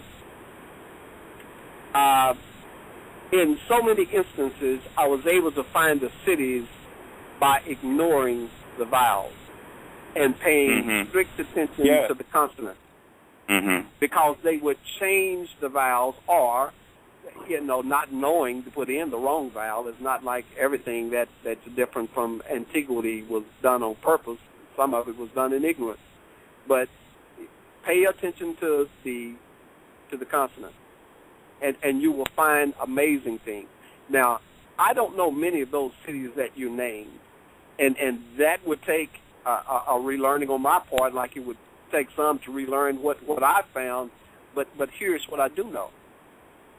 I know that the sources I did use, like the ancient Egyptian sources, the ancient Greek sources, the sources that are in the Americas, the carvings on the stones in the Americas, and the ancient African histories called biblical, will tell you that the Greeks, it will tell you where they came from. It will not call them Greeks. It will tell you that there is a land called Argob, A-R-G-O-B, and ancient historians and modern ones know that the Greeks were called Argives before they were called Greeks. But they came from Argob. The ancient African writing is calling it Argob, and they tell you that in Argob, you're going to find these three major areas, one called Mahli. That's Mali. Mali, there's another one is Guni. That's Ghana. And it says the other one is an area named for Manasseh's boy, Jer. That's Niger and Nigeria. So you have West Africa there with their names like we have them right now in these ancient African texts, in the ancient biblical writings, telling you where they came from, telling you who they are. And when they came in to battle at Troy, this ancient African city that had been an ancient Egyptian city, now called Troy after that man, a lot of them stayed. Others came. Others found out about the Americas for the first time because of those more than 10 years of war. And now here's these huge migrations into the Americas again. And these who are settling on top of the old Egyptian cities are now eventually called Greeks, on their old pottery called blackware. They will show you every time. They will paint themselves every time with black paint. Here's your blackware. Here are your Greeks. They're coming out of West Africa, but we don't know that. So we're confused with terms, but it's sitting, a lot of it, right in front of our eyes, like that biblical record. We can't throw these records away. No, but see, we got to get through that whitewashing that was done, and a lot of it was done during the period of the Renaissance.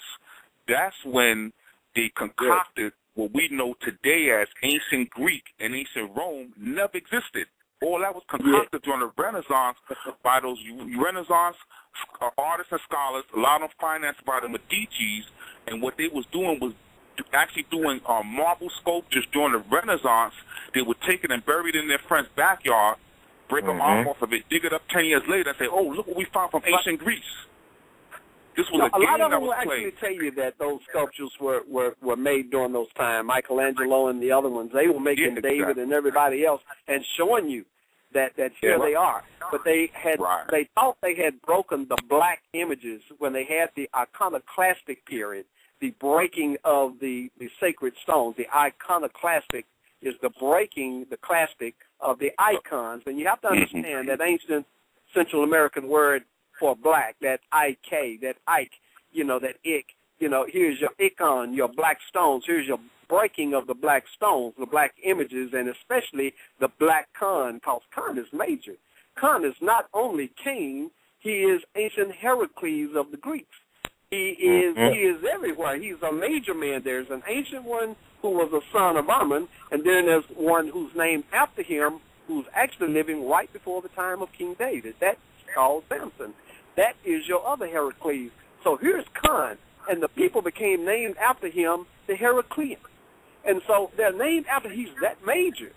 So even when Egypt fell, Egypt came into the Yucatan, into the now African cities called Greek cities on the Yucatan, and now they're called the Heraclidae and the Heracles.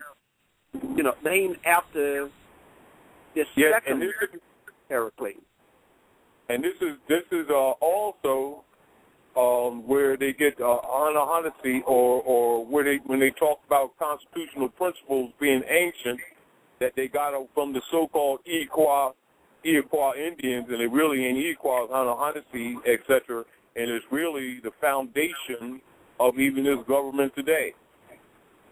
They called the Great White Goose of Peace. Earlier today, and you're right. When I look at the number of people on the Supreme Court, and you go back to ancient Greece, to Solon, them, and those Africans, and trying to see what they were saying government should do for judgment and those kind of things, it's built. When they say Western civilization, I got to stop saying that. We are saying, when we say Western civilization, that it is built on those ideas. The disjoint came between the ancient Africans that became known as Egypt and the ancient Africans that became known as Greeks. they made a division point there, and then start trying to come forward from Greeks, and then said Greeks were white, and then so it's it's a white Western civilization. No such. These Greeks are Africans out of West Africa. Right. This was the Grafton. So this is what here's your tie right here between the other Africans, the more ancient Africans, and those who came with the later civilizations, those Africans called Greeks. Here's your tie. We knew it was a tie. But they split it and didn't let you know that these Greeks were African as well. And so this Western civilization, this black civilization, goes back to Greek civilization, goes back to the African civilization that we now call Egypt. But it is. And the statue still exists to this day. I got over 50 images, 50 pictures of ancient Greeks with locks in their hair. I mean, straight up locks. Yeah. Look like a brother sister from today, straight up. Yeah, well, it's there. It's there. But, here's something else I saw. And even in antiquity, there were Africans who were doing like African Americans do today. When you look on Oprah's magazine, you might not recognize her. And there are others who, when they make images of themselves, they make them in a different way than how they actually look. And you might not know that they have as much African descent in them as they do. And some of that was actually still going on in antiquity as well. Yeah. A lot of that came too when we began mixing with those European women who were sold into the concubine, sold into the harems of all those. No. See, I'm gonna have to be fair about all things. Now, here are Africans in the Americas. You're standing there in Central America, and here comes J-Lo. J-Lo walks by you. You're the king. Here comes J-Lo. And so you say, oh, no, she's not African. Throw her to the shark. No, that's not happening. That's not happening. No. So they're bringing them in, and it's something a lot of us really don't want to talk about. But, then the child coming out of that union between this African from Ghana and this J-Lo in Mexico is now the Pharaoh. And so you want to throw them away. You want to throw, no, he's still a Pharaoh. And he has both parents' blood in him, too. So we're going to have to get mature about those conversations as well. That's right. Even look at Obama. I mean, or whatever. The main thing is that I speak about this because this is where I speak about in terms of it was the Moorish nobility that got bleached out first because it was only the nobility that was able to afford these European women into their harems. It was like a fad amongst a lot of those nobles at that time that had, even in dealing with the so-called Indian caste system. The caste system, we always had a caste system amongst our ancient civilizations. It didn't have a racial element into it until these European women began being sold into the harems. And what happened was that the caste, the higher caste, was the ones who had the European women in the harems. They would mix it with them, and that led to those of that caste being born with lighter and lighter shades of skin. And then the rank and file brothers and sisters began to associate those lighter shades of skin with nobility. And that was the mistake on our part. No, not necessarily, because when you're living in the Americas, and we have to take it out of Libya, we have to take it out of Morocco, we have to take it out of Spain, and know that there was a history of Africans in the Americas too. And so when you have those shades of people who have also made it into the Americas, then you're going to have some people coming out who just like each other because they like each other. And it's not necessarily nobility. It would be a brother that's a farmer down there, and there's a farmer next to him who's got a daughter who's looking pretty good to him. And so, he's not just saying, well, she's really not black enough. No, that's not happening. We're going to have to be real and mature about this whole conversation and say what was really going on. European women, but what I'm talking, I'm not even so much talking about those who are of Mongol type descent and so on and so forth. But what I'm specifically speaking about is European women. You didn't have a situation where I'm living here and a farmer next to me, and there's a European woman there, whatever. Yeah, it is. It is. They were coming over in ships too. Right. But I'm saying they were coming over with the brothers. A lot of times, there was a lot of people in the Americas.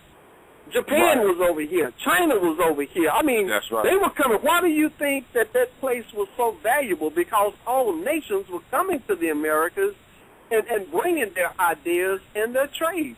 I mean, they were meeting in Mexico. That was the meeting place. So Japan, as a matter of fact, China, all of those, they were coming, and the big markets were happening in Mexico, and then they were running that silk down the west side of the Americas, following that road down to South America to take the silk goods down there. So that became known as the Silk Road. So but those things are over here. So when they matter of fact, right along the lines of what you're saying about China, they had the Chinese came here in 500 BC, and in their annals, I got a quote in the second book that I wrote from their annals, and they said, quote, they said the natives are entirely black. They talk about scorched pygmy people, about men who use wooden arrows with iron points, and this is where the book comes in. It said, and the mountain of the eastern pass with the country of refined gentlemen. These people, the record relates, have clothing, caps or feathers, sashes and swords. They have tigers and panthers, which are gentle and tame. They eat millet and wild beasts and have numerous variety of birds. So here's the Chinese coming here in 500 BC, and they describe a Moors already here with feathers, sashes, swords, eating millet. Yes. Well, 500 BC, you have to know who's here. Again, now, we're talking about if it's starting in about 22,000 BC when Amun is building his empire called Egypt, and, of course, they're here before him. But now we have those records coming out that he's leaving, and so we can really start looking at a narrative from about 22,000 BC coming down. Those were the records coming out of Heliopolis and the other priests and given to the later Africans called Greeks out of those record books. So we know that a lot is going on. We don't have to argue that anymore. We don't have to argue a black presence anymore. If you waste your time arguing the black presence, you know, to somebody, I mean, you say it, you introduce it. And then if somebody wants to debate you on it, don't get tied up in that. We're way past that. And, what's interesting is showing that presence in terms of even the Moorish influence, and some of you may have heard this before, that coming from the diary of Columbus, there was a part there, and it said, quote, it said that where he sent Rodrigo de Xeres and Luis de Torres, who had lived with the Adelantado of Murcia and was a Jew and knew Hebrew, Chaldaic, and some Arabic, to see the king of Cuba in order to present the presents and to find out all that was necessary. It says, naturally, a man who knew Arabic and another who knew the language of Guinea, West Africa, as we heard before, were especially adapted to hold converse with the kings of the Indies. So here's the kings of the Indies, what they call the West Indies, and they're speaking Arabic. And Columbus is sending in translators who speak Arabic. It says naturally, because a person who knew how to speak Arabic in Guinea will be specially adapted to hold converse with the kings of the Indies, the West Indies. And so definitely, not only could we ascertain that there was a presence, but there was a specific Moorish Hebrew presence here in the Americas. Absolutely. Long before Columbus. Yeah, people were here. Rome had come over here. Rome had established a Rome in Central America. You have to understand now, during the time of the African called Christ, Rome had gained power over South America where Jerusalem was. So we know that there is that presence there. Now, we have to be careful, too. Eventually, we will get to a place where we can use terms that everybody agree on and have the same emotion about, because Europa was an African woman, too. So, and Europe was in Central America there, but that was moved over into another place later, too. So, our terms. But, of course, there's a presence. I think that's what we've been saying all night, that there is this major 22,000 BC, up until you finally whooped those Africans in 1521 A.D. That's man. And city after city, you are Troy, you are Tyre, you are the Phoenicians, you are the Hebrews, you are the Moabites, the Amorites, the Greeks, the Mayans, the Aztecs. Come now. Hey, you know who knows a little bit about this? Those Mormons. You know who knows a little bit about this history is those Mormons, and not the fictional stuff that they put out for the mass digestion. From the ancient Egyptian records. Right, they get it right, and this is the part they keep for themselves. They put the the fluffy stuff out there for the general masses, but they have actual records, that show exactly what we're speaking about right now. And this is why I think we do too. I think you and I have them too. They're right in front of us where we can put our hands on them. No doubt about it. When Rock Scribe will show you how to put your hands on those records, because I didn't just write it. I gave you every source I used so you could go and put your hands on those records and have it and put it in your house and have it for your kids. So that's a major thing. That thing is footnoted. It's there, or you can go and get it for yourself. Yeah, we don't have to listen to somebody else tell us what was here. We can go get it for ourselves now. But when I talked to them, they said, yeah, there's a biblical presence in the Americas, but it happened after the things happened over on that side of the world, and then people came over in the Americas. No, the heck no, that ain't what happened. These Africans were having those events occur in the Americas. Egypt wrote of it. It's Egypt's history. The Old Testament is Egypt's history. Just because you take a nation don't mean the history stopped being written. They just kept writing. So now you are the king, you are the pharaoh. And so when I found David's mummy and Solomon's mummy, there they were among the pharaohs. But they can't find any of the biblical kings over in the Middle East. They can't even find the city of David. They can't find Solomon's temple, none of that.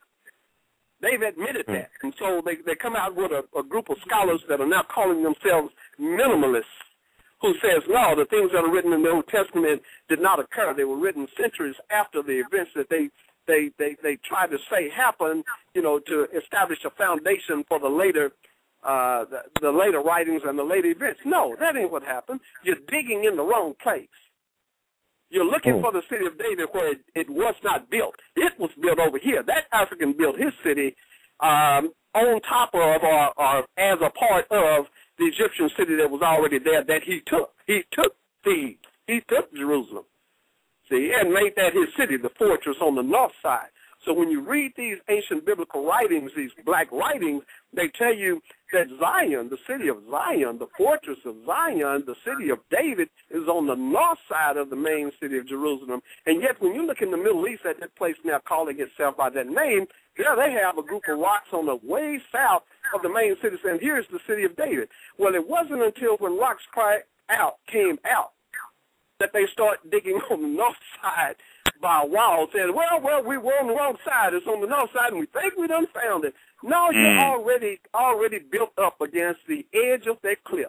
Jerusalem is built up against the edge of that cliff. You don't have any room to find a fortress on the north of that city, because that wasn't They knew it all the time. They knew it all the time. Some knew it. Some knew. You can't think that everybody knows. They don't. There are some people who have the knowledge, and there are most people do not. Most people don't know. Like most of us didn't know. We don't know. You go to West Africa, they can't explain those masks. They almost can, but they've lost a lot of the knowledge. Yeah, in the process of hiding it from us, they also themselves fall victim to the same, hiding of the information, So they just so everybody doesn't know. There will be people that will be as offended with their religion as anybody else would, coming out of that area that's now calling itself Israel. They'll be offended by the things that are said here. And then they'll run into somebody who will explain it to them of their own. And say, yeah, that's pretty much what it was. And brothers, and you talk about Cush. Cush is Jerusalem.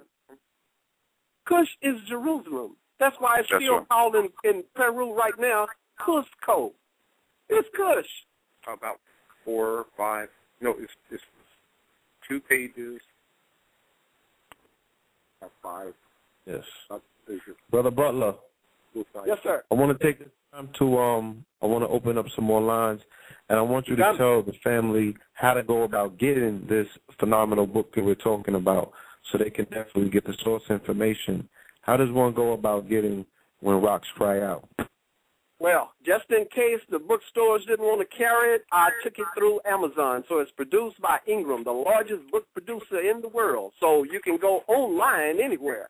Until black bookstores start ordering it, you have to talk to them about getting it into them. But they get the same deal on that as they get for any other, the Urban Lit and any other kind of discount. It's through Ingram. You can go Amazon. You can go Barnes & Noble. Anybody selling online has this book. You talking to me? So you can get it from there. I don't sell it individually. I didn't want to do that anymore. I want it to be widely available. The folder. We have 10 minutes remaining. I want to open up 2 lines for we have 2 callers.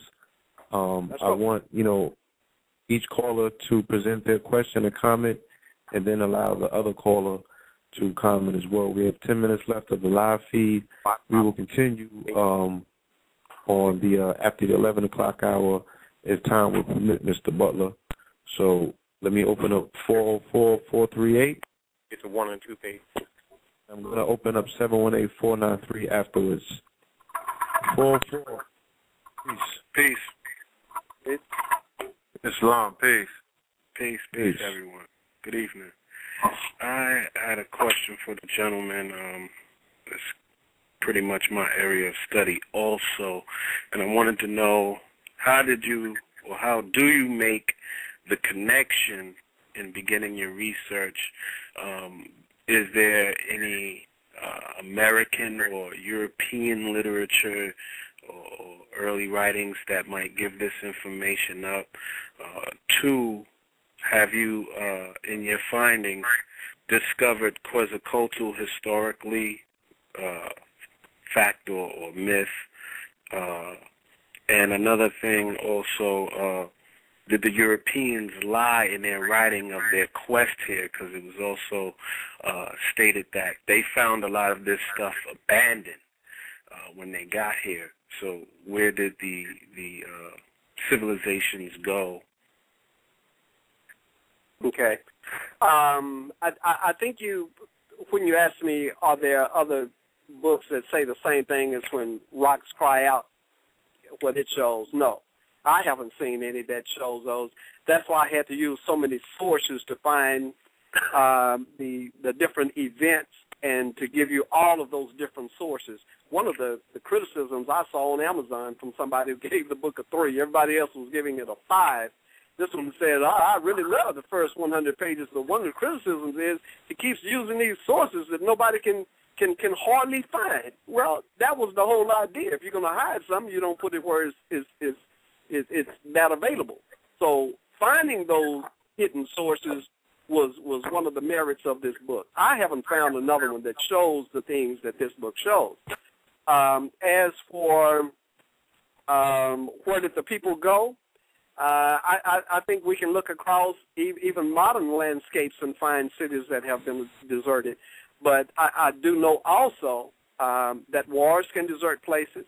And when they went into Peru in 1500s to take Jerusalem there, that the Incas, the brothers called Incas, that some of us call Mandinkas or Mandinkas, when they left, they skied out because they had heard of the defeat in Mexico of that powerful set of armies there, and now they were coming into Peru, and those brothers left. They left, and they went to Guyana. When you look at the 16th century records of what happened in South America, they said that the Incas are no longer here. They left. And so they show you people now who said they're Incas. Those are not the Incas. These Incas were the big ears. They were the people that had them big, they were the brothers that might even be the Maasai. Since David had Maasai with him when he went and took that city, it could be that there's a continued Maasai presence that continued there as well. But they went to Guyana. They deserted a lot of cities to avoid being killed. Some of them did. I don't know what some of the other reasons. Did you find anything in your research of them vacating the Americas and going into Cambodia and building that empire? And that would be dated at what time, maybe?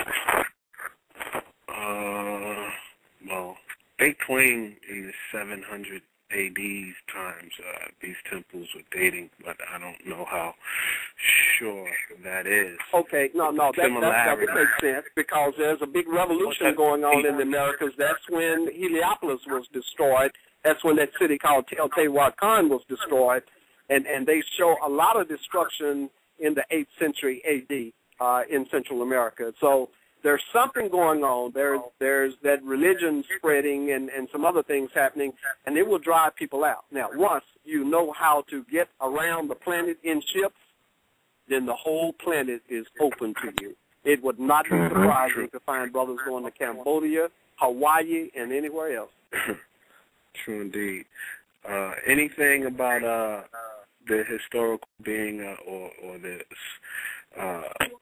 focal deity of Quetzalcoatl?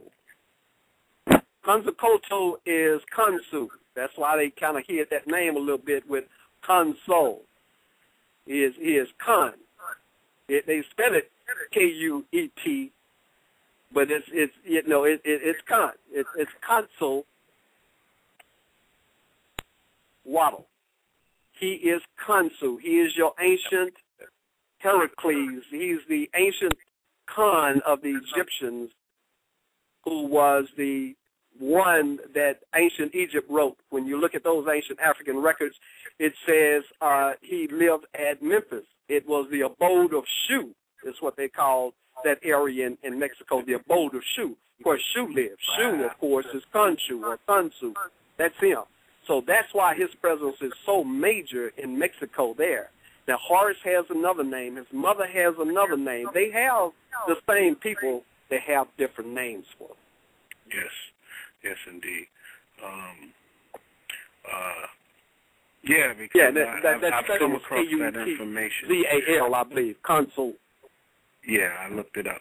I've seen a lot of information of everything that was in the East, the primal deities being worshipped, and evidence of them in the Americas as far as the United States, Buddha, Isis, Osiris, the worship of all of those great deities here also.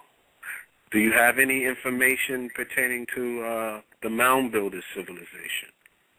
No, that's what the brother was asking me before the show. He emailed that to me and asked me if I had additional information about the Mound Builders. And what I was doing was trying to do what the black scholars had not done. I wanted to follow the narrative. I didn't want to do assumptions and guesswork. I wanted to find what the ancient narrative said. So they came up into Mexico, and what I saw those ancient Africans write was that when they came up further into North America, that the cavalry, the bow and arrow cavalry in this land was so strong that they couldn't hold on to different places that they would settle, and so they kind of cut it off at Mexico. They did have cities here, kind of sparsely and set around, but those bow and arrow cavalries was strong, and they try to say the horse came with Spain, but of course that's a lie. So, what they faced put a stop to a lot of things. I followed the ancient narratives. I did not see much going into North America. I did see one account that they had reached the Washington, D.C. area, and they talked about the Potomac and the Chesapeake and that area and the city that was there. They talked about the island that we now call that New Orleans area. We don't know that's a large island. They call it Pantaline, but it's an island where the Mississippi River splits and goes down to the Gulf. Those two branches surround the land on that side, then it goes up to where that river splits, so it's surrounded on that side, and on the south side, there's the Gulf. That land is an island. It's completely surrounded by water. Surrounded by water. And they water. wrote about this large island. Yeah, they wrote about it, and they wrote about what was going on there. We just have to see those ancient writings and know what we're talking about. Have to open our eyes and then perceive what they are. Thank you. Thank you for your work. You are definitely loved for it. It's needed. Now is the time, and you have my support, and I'll be coming behind you pretty soon with a body of work also. And now, with that being said, we definitely know Cortez could not have been Quetzalcoatl if Quetzalcoatl is Khonsu. Thank you. Oh, that was a lie. They didn't think that was Khonsu. All right. These brothers were very educated. You got to do a part two, Blue. Yes. Absolutely. I'd like to hear the gentleman just pour forth. It's a great griot session. I love to hear him speak, reminiscent of the great Ivan Van Sertima. Please come back brothers, with us I'm going to again. get out. Thank y'all so much for the invitation, and we'll be looking to hear from you. Right, Yes. Peace. Take care, I brother. want to open up. Yeah. Line 718-493, the brother Morris Intelligence. Peace. Peace. Peace. What's going on, Taj, Hakeem? Peace. Mr. Butler, what's going on? I owe you more than a soda. Peace, brother. What's going on? Yeah, man, the information you drop here and then the information in our other conversations that me and you had is just a lot of, confirmation. There's almost no way we could really repay you back, but just to pass it down to, the children and those who need it and our own families, because it closed up a lot of loopholes and even confirm a lot of things that Nubajir Ali was dropping in 1913. Yes. So, we have the more information and literature, but the confirmation and the visuals is what, is great. Through my own research, I came across the global history just by the names, alone. And even with the etymology, like Morocco, in the Oxford etymology says land of the far west, but not West Africa, it's the Western Hemisphere. Yes. Or the indigenous people of Cuba was known as the Guanahana Bays. So, all this confirmation really will be solidified if we really just start to, piece it together. There was a few brothers that came afterwards, like C.M. Bay. He mentioned how Mexa means temple of the sun and moon, which is basically what the sun and moon temple pyramids are in South America. So, exactly. it's just the whole ideal of we really just need to piece it together, understand that we're in a recent reconstruction period. Yes, we need to do that, and that's why Drew Ali said for us not to get rid of our Bibles, because he's going to use it to reveal the real history and condemn the misrepresentation done by these people in this nation in this day. And that's why Adab had to use the book to show who the Moabites were. Exactly. And this is why we've mentioned in the Adabs, amongst the Adabs, that always get a Septuagint when you're studying the Bible. The Septuagint is the first so-called Greek translation because it still has a lot of keys in it. And why preachers don't tell the people in the church about the Septuagint. Indeed. Yes. All right. So I just wanted to say, tell the brother thank you. That's all. You guys go. Right on, brother. Thank you, too. Thanks, brother. Peace. All right, peace. Before we go to the next caller, I want to ask Mr. Butler, in his studies, what was he able to retrieve about the history of the hero twins by way of the Papoval?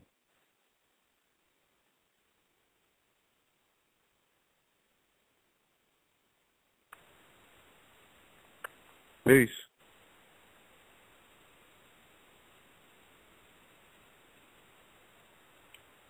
What number was the brother calling from? He was calling from a 972 number, I believe. Yeah, he's, I don't see him in the call queue. Oh, indeed.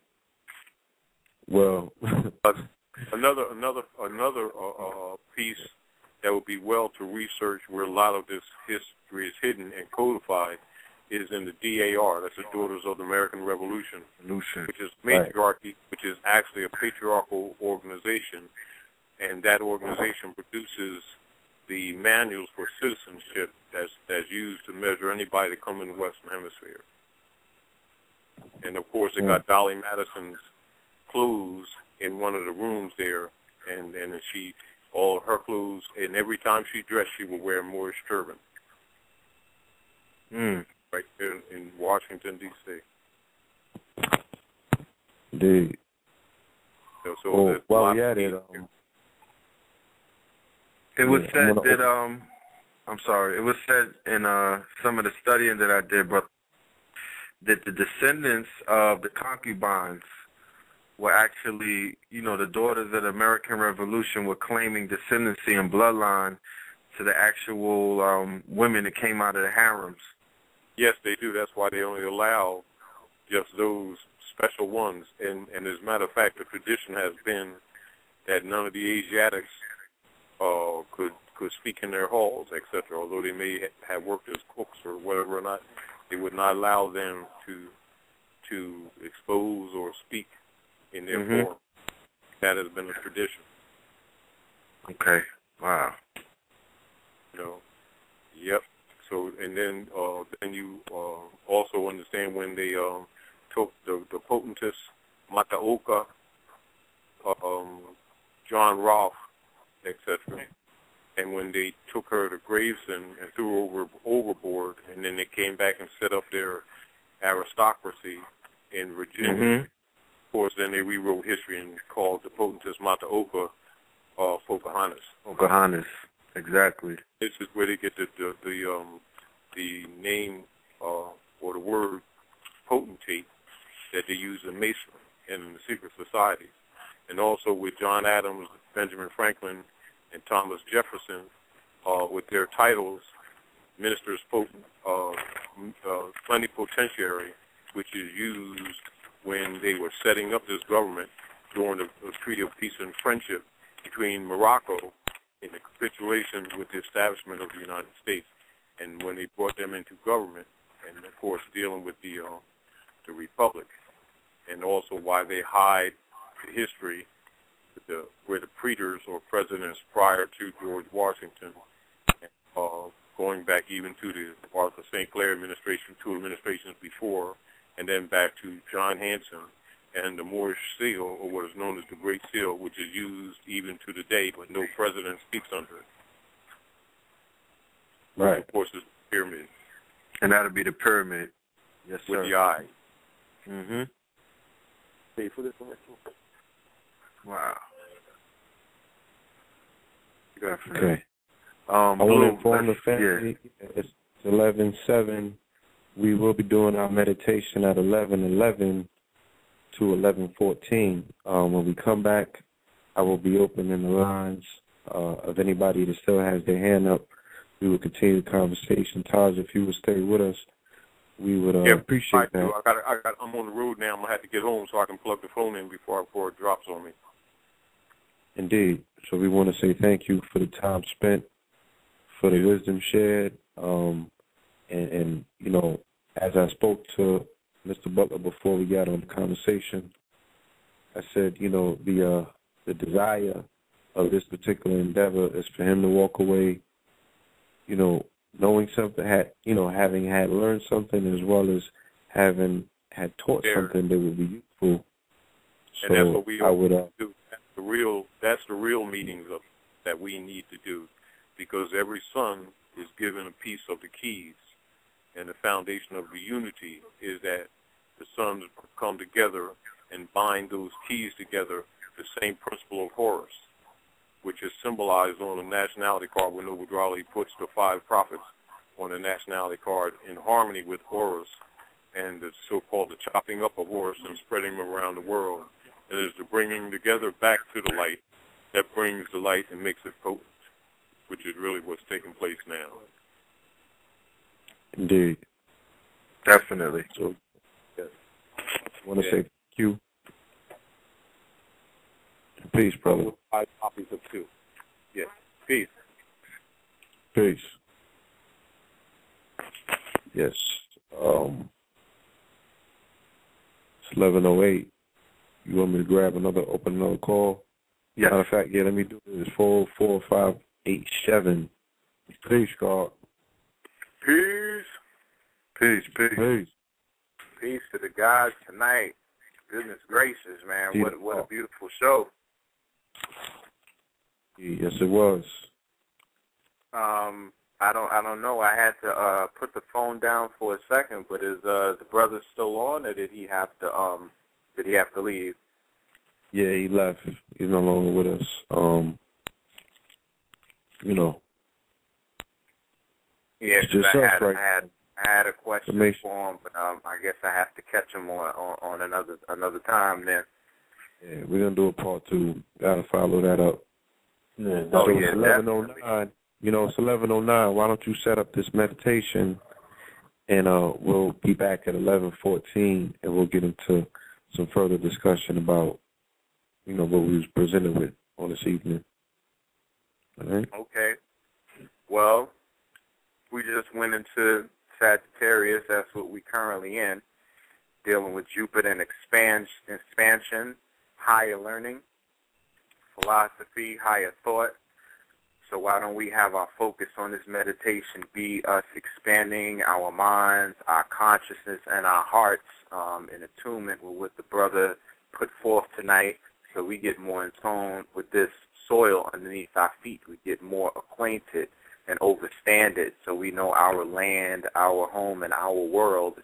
The land under our feet, we don't know anything about. We know more about the land across the waters than what's right underneath our nose. So let's ask for this wonderful being of Earth to speak to us and give us the information needed so we can become more in tune with our environment. Amen. Amun. Indeed. See you back 11:14. Peace.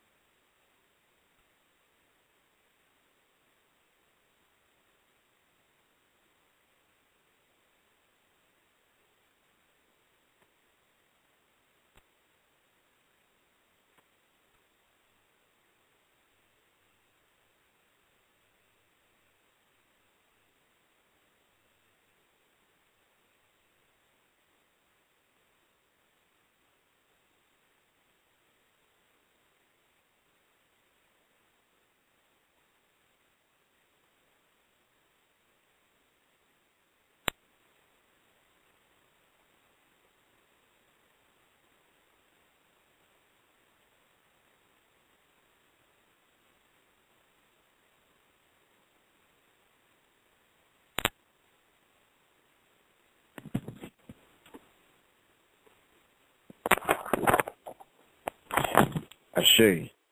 Amin. Shalom. Peace.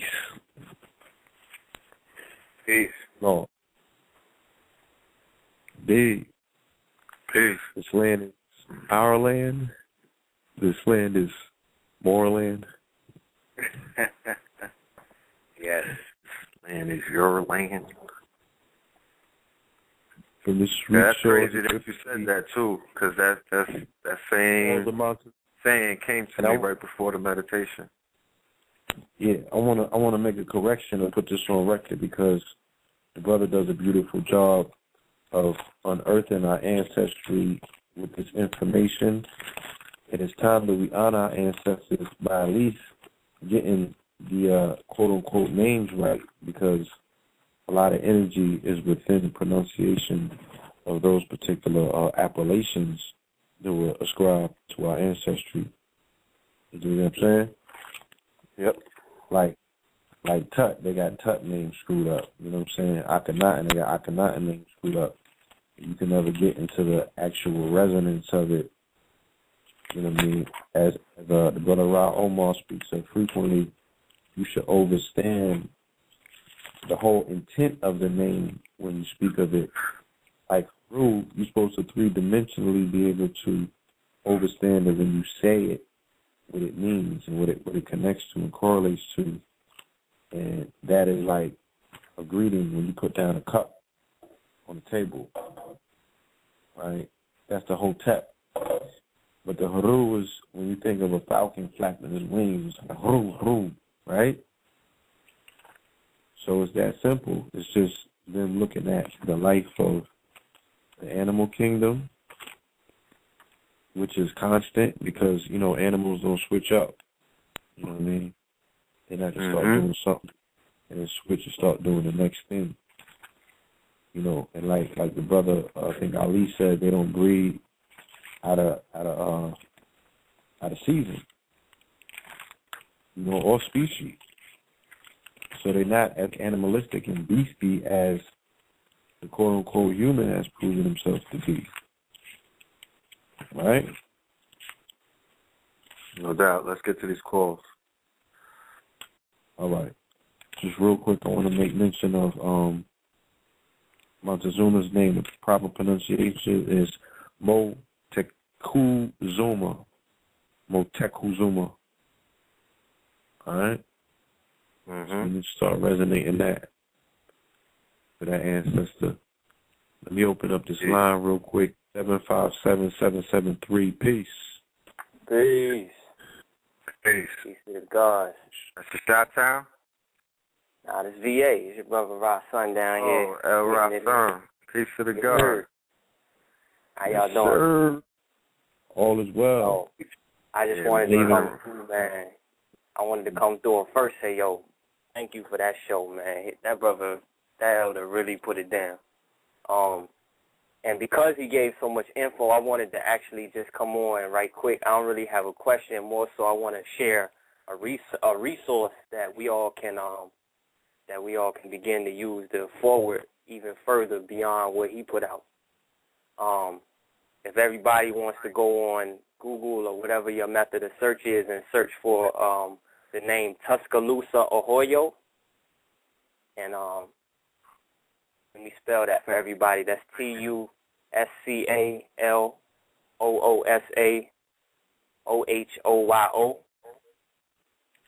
that's sister O-I-O. It's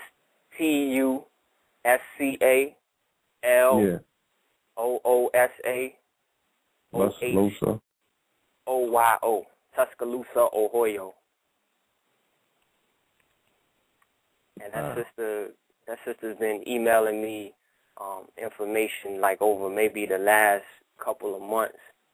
Just some of the stuff, I mean, everything from, you know, actual records of, you know, different people that came over here, you know, under the authority of the Pope, of course, looking for so-called Saracens, right?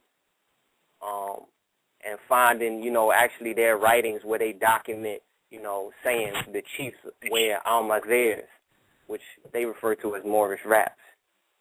How they found Moorish mats, architecture, darts, cloaks.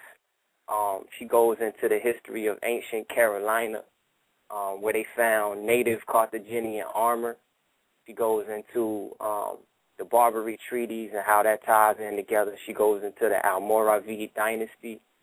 She goes into Queen Wetamore of Rhode Island. She goes into how that's connected with Morocco. I mean, she just has so much information out there that ties in with what the brother put out. I wanted to share that resource with everybody. It's too much for me to just read by myself. Indeed. Definitely want to say, give thanks to the young elder. You know what I mean? I know that you're going to be taking some of this content and alchemically transferring it into bars, gold bars, that is. You know what I mean? You already know. I'm in the studio tomorrow night, so I'm going to actually, you know what I mean? I'm going to download this joint in the morning and put it on repeat. I'm saying, chop up some excerpts and all that in the stew and the song or what have you. You know, major things on the way. You know what I'm saying? Shout out to that project that you have in your works, the Assassin Creed, as the brother Cheyenne the Liberator spoke on his show the other night when he was speaking about that particular game in particular. If anybody wants to tap into the hidden aspect of the history of bloodlines, Moorish bloodlines, is being discussed at length in those particular game series. Assassin's Creed. Listen, that joint is all, the whole story of the joint is based on the 72 names as written in the Kabbalah. I'll just say that. And they say it expressly, like it's not hidden. They say expressly, yo, this is the 72 names. This goes back to the Colosseum, which was encoded with this information started construction in the year 72. You know what I mean? And then they actually start showing the pyramids. They show the eye. They build on masonry. They build on everything by name. Right. Yeah, I'm going to have to, check some of them joints out. I might have to play a game or two. Definitely. Yeah, brother, I want to say thanks. Hopefully we see you up here Sunday. We want to remind the family, Sunday, Brooklyn, New York, starting at the very convenient hour of high noon. Talking about Haru, starting at high noon on Sunday at CPAC, which is in Flatbush/Canarsie, Brooklyn. King Simon Production is bringing back to New York for the very first time in a long time the much-awaited, much-anticipated return of the Doctor, the Reverend Phil Valentine, with the young master student, Brother Polite. So you want to check that, www.1000streams.com. Venture being set forth by one of the young scholar masterminds that was on the show, Brother Hakeem Bey, earlier today. You want to check that out, 1000streams.com. You can catch this monumental event in the comfort of your living room or your iPad, iPhone, whatever have you, or you can be there in the flesh. You know what I'm saying? Getting that Soul Gold Water, Seven Heaven, Kings County, Cafunias, crystals, a whole bunch of things. Artifacts, clothing, kink, pure body awareness. Yeah, the Brother Polite's alkalized food, you know what I'm saying? The reflexology, the massage, whatever, the family. This is going to be a full Moorish bazaar set up where you're not only going to be able to get information, but you could also get yourself some edutainment, entertainment. You know what I'm saying? So please come out, check King Simon's Facebook if you don't have the exact directions and you want to get his phone number and holler at him. So we look forward to that. Hopefully LY Son will be in the building as well so we can hit this studio first thing Monday. Yes, so sir. For Tuesday show, we can have some heat for the family. You know what I'm saying? Yeah, already somebody things perspective. So peace, God. Peace. Indeed. Caller from the 443-857. I like that number, 443. Peace. Blue Pillar, Red Pillar, what's up, man? Peace, God. Hey, what's going on, man? It's DJ Mel Torture down in B-More. All right. Yes, sir. Good. What's good? Baltimore. Yes, B-More, indeed.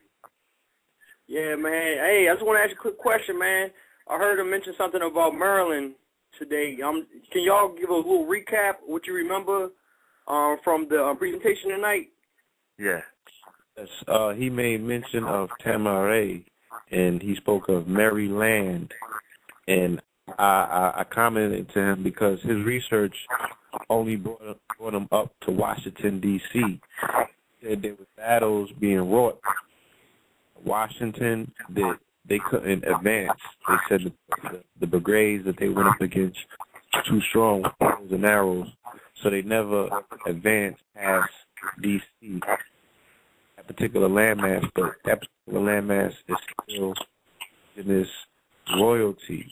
So I think to him that it's no coincidence that they chose D.C., right, which is on the southern end of Maryland, as the 10-square-mile place where they would rule their, where they would conduct the rulership of this particular said empire from, which is, went into corporate, what have you. But the original intentions of it laid forth by Benjamin Banneker Bay was that in particular. And I explained to him that I went on a Egypt on a Potomac tour with Anthony Browder. He does an exemplary job of laying out how everything about D.C. is ancient Kemetic, them honoring and duplicating, because everything has a mirror, everything has a twin. So if there's a Kemet in the east, there's a Kemet in the west.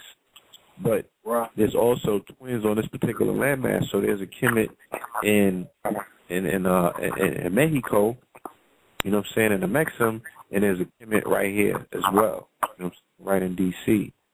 But there's certain aspects of the Empire State that you can find Kemet. There's places they name, the whole aspect of Kemet is right here on the Mississippi Delta, right?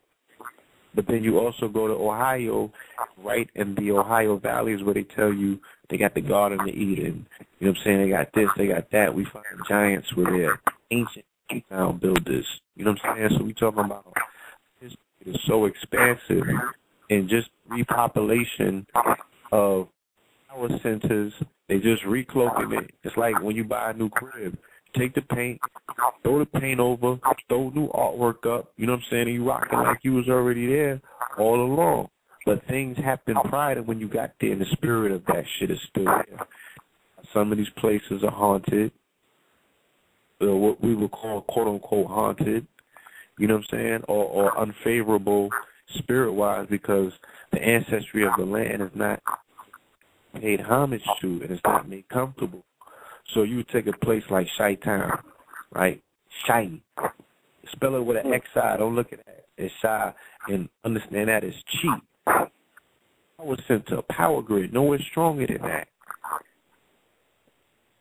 Surrounded by 5 lakes. Do you think the spirits of those lakes are at ease with homage being paid to them by the occupants of that particular landmass? Do you think that those the surrounding, because they got mounds over there where they got 1,000 complexes type shit. So all of them spirits of that particular land are not at ease, and those are lands more so that you will find, off the chain, they're off the grid, right? Off the meter is what they call it. Right. Sound like the ancestors. Think about D.C. Think about Southeast, Berry Farm. Right. So he's talking about the southern aspect of Kemet. Even when we always go all the way down to Kemet, the southernmost part is what? Kush. Mm-hmm. What is on everybody's mind? Our youth. Kush. Wow. Hey, Mr. Question, man. I heard of you ever heard of a city called Americus, Georgia? I haven't. Yeah, I thought about that. I was like, the Kush and Americus. I was trying to see if there's any kind of connection, whatever. Oh, of course, yes. It's actually, okay. You said Kush, Amerikush? It's a city in Georgia called Americus, Georgia. Well, it's called America, Georgia? Yeah, the brother Taj was talking about the exotic map.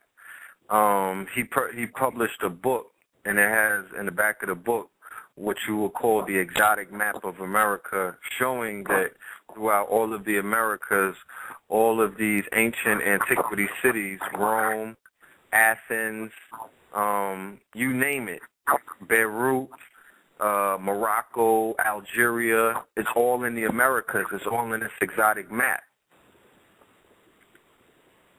You know what I'm saying? So, that's something that you could begin to study. You know, like Athens is in Georgia, Rome is in Georgia. They got Romulus in Detroit. You know what I mean? And all of these, they got all of these different cities named after what we read in these in these Bibles, New and Old Testament, and all of these ancient writings, and we automatically think that they're talking somewhere across seas when we might not be realizing that they're talking about land and locations that are right here. Right. Got you. So like everything flip flop. Exactly. Hey, and I didn't get a chance. You know, the brother, a very pertinent question. I do want to apologize to the family that sent in questions. I had over 20-something questions, and I didn't get a chance to go into a lot of them, so I do apologize to the family. I'm going to work on either getting a written response from him or a video response.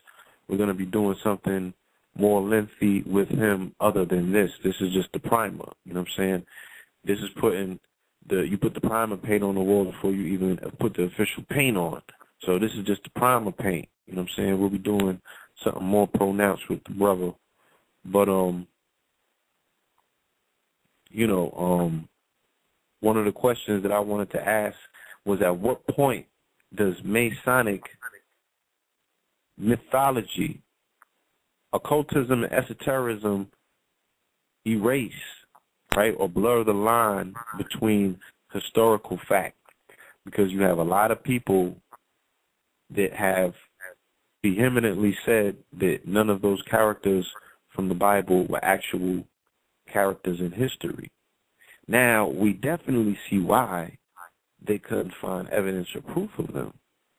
So, at what point are we going to revisit what easily is the battery in the back of, let's say, 85% of our people, if you want to be, puritanical with it? I know niggas that don't go to church and all that, they so programmed still by the societal aspect of the structure that you live under. It's like saying, I don't smoke cigarettes, but you live in New York City, so by proxy you smoke cigarettes.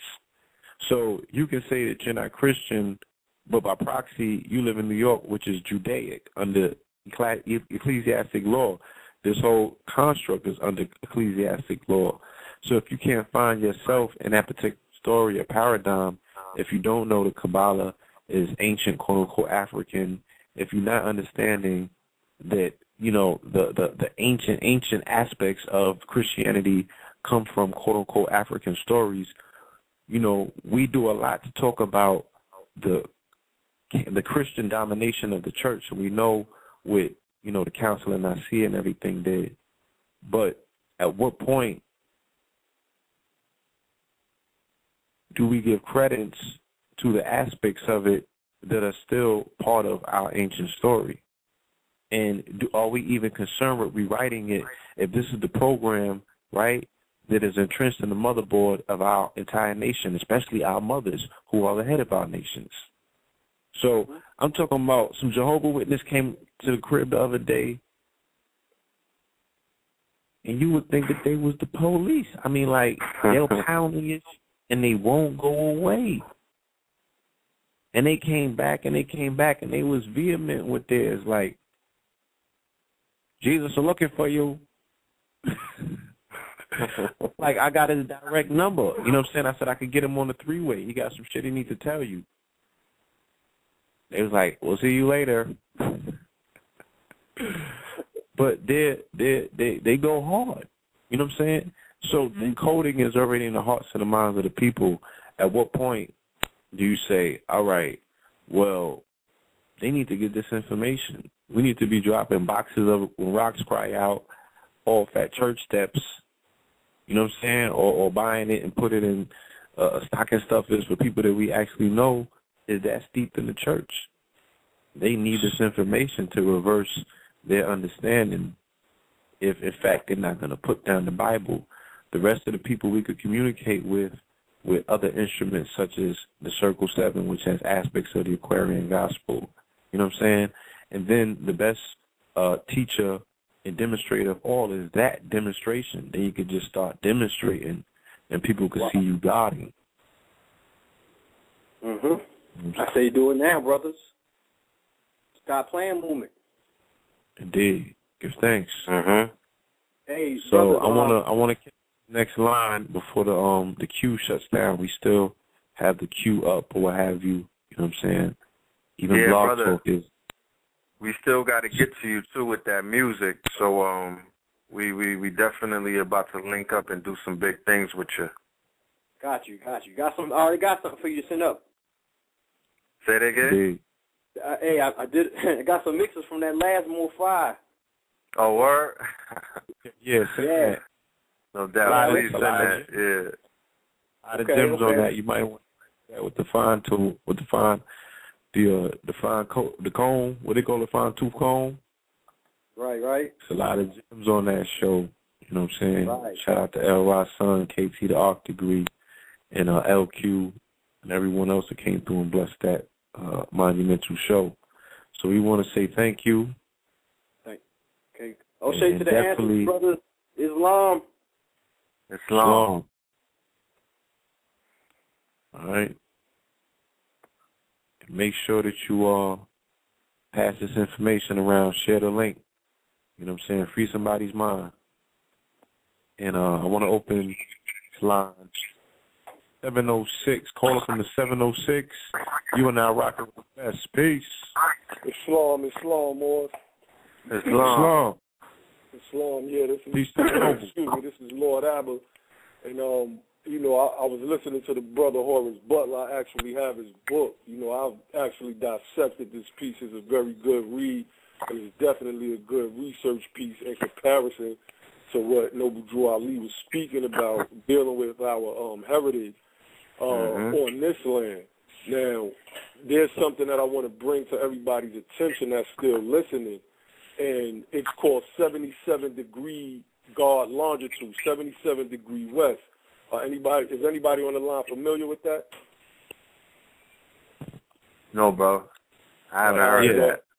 All right. Well, 77-degree west, Elizabeth I sent the missionaries over here. See, once they conquered the Moors and the decree was given to go conquer the son of Ham, it was deeper than, what we have been taught on the surface. But it was a specific longitude, a specific ley line that they was trying to lay hold to. And that's why Columbus was sent over here. They didn't come over here guns blazing. They came over here under control because you got to remember that Moors control this, this part of the land, particularly dealing with the North Americas. And that's why Columbus had the Pinzon brothers, if I'm saying that right, on his ship. And they were they were family to the Sultan of the Marinid dynasty at that time. So when you got to look into the 77-degree west longitude, because that tells it all, dealing with Washington, D.C. If you look at Washington, D.C. right now, they have a hill called Meridian Hill. If you go to the 1500s to like 1580s, you'll see that the Spanish settled in Peru. If you go through Google Maps and you run down the 77-degree longitude, you'll see that Peru runs across this longitude. When Columbus came over, they had already kind of sort of laid claim to it. And then you get into the whole Protestant and Catholic war that was going on. Like, this is a major missing factor. when you look at the Moorish Quran and you see the circle 7 on it, you understand, you know, and this is from my understanding, of course, but you start to understand what that 7 actually means and why the prophet said, I'm going to leave them here just long enough to teach you how to run a government. So make sure y'all look up 77-degree longitude. Washington, D.C. sits right on the 77-degree longitude. It is a PowerPoint. It is a ley line. They sent John D. He was a magician, a wizard for Queen Elizabeth I. His nickname was 007. Like, you know, this, I mean, you know, I ain't going to stay on long because this is like a whole 2-hour show. I'm going to send you the link on Facebook, and I want you to go through it. And, you know, at any time we could chop it up because this is all I do. You know, I actually went to Meridian Hill, you know what I'm saying, and partook in that whole layout. I seen how they lined the Capitol up with it and everything. We got pictures of it. That's right. That's right. Check it out. It's, 77-degree longitude is called God's longitude. They actually hired a Moor named Na'imat Allah. This was his name, straight 5% name. Na'imat Allah, to draw up their calendar based on a 33-year system. You know, dealing with the Freemasonic degrees, and it also has something to do with certain constellations. Like, I mean, it's a deep science. I'm sending a link to you right now. So, you know, definitely all those laws. To co-sign what you're saying and put the capstone on it, down Meridian Hill and down the Meridian runs 16th Street. 16th Street is known as the block of the House of Temples. Every particular quote-unquote religious organization in the world has a temple on the stretch of 16th Street, of course, 1 and 6 to 7, okay? Wow. It runs directly into the obelisk, all right, which is 55 feet. Alongside 16th Street is where you find the Great Grand Lodge. Everything is divided into 33. You find the Mother Lodge. That's the Grand Masonic Lodge. That's the big to-do, you know what I'm saying, on this particular landmass. And you find the, you find everything there. That's where, you know what I'm saying, the 32-degree lodge, and you find the 33-degree lodge. Everything is on 16th Street.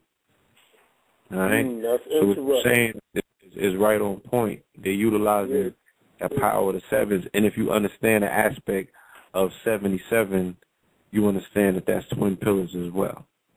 Peace. Islam. Definitely, you know, I'm sending you the link right now. And, you know, that was just profound. And when you go to Google Maps and play with that 77-degree longitude, you're going to find somewhere in the south where they have a street sign, and it's called, I forget, I think it's called Meridian something, you know what I mean, or 77, you got to play with it. I got all this stuff in my notes, my computer acting up right now.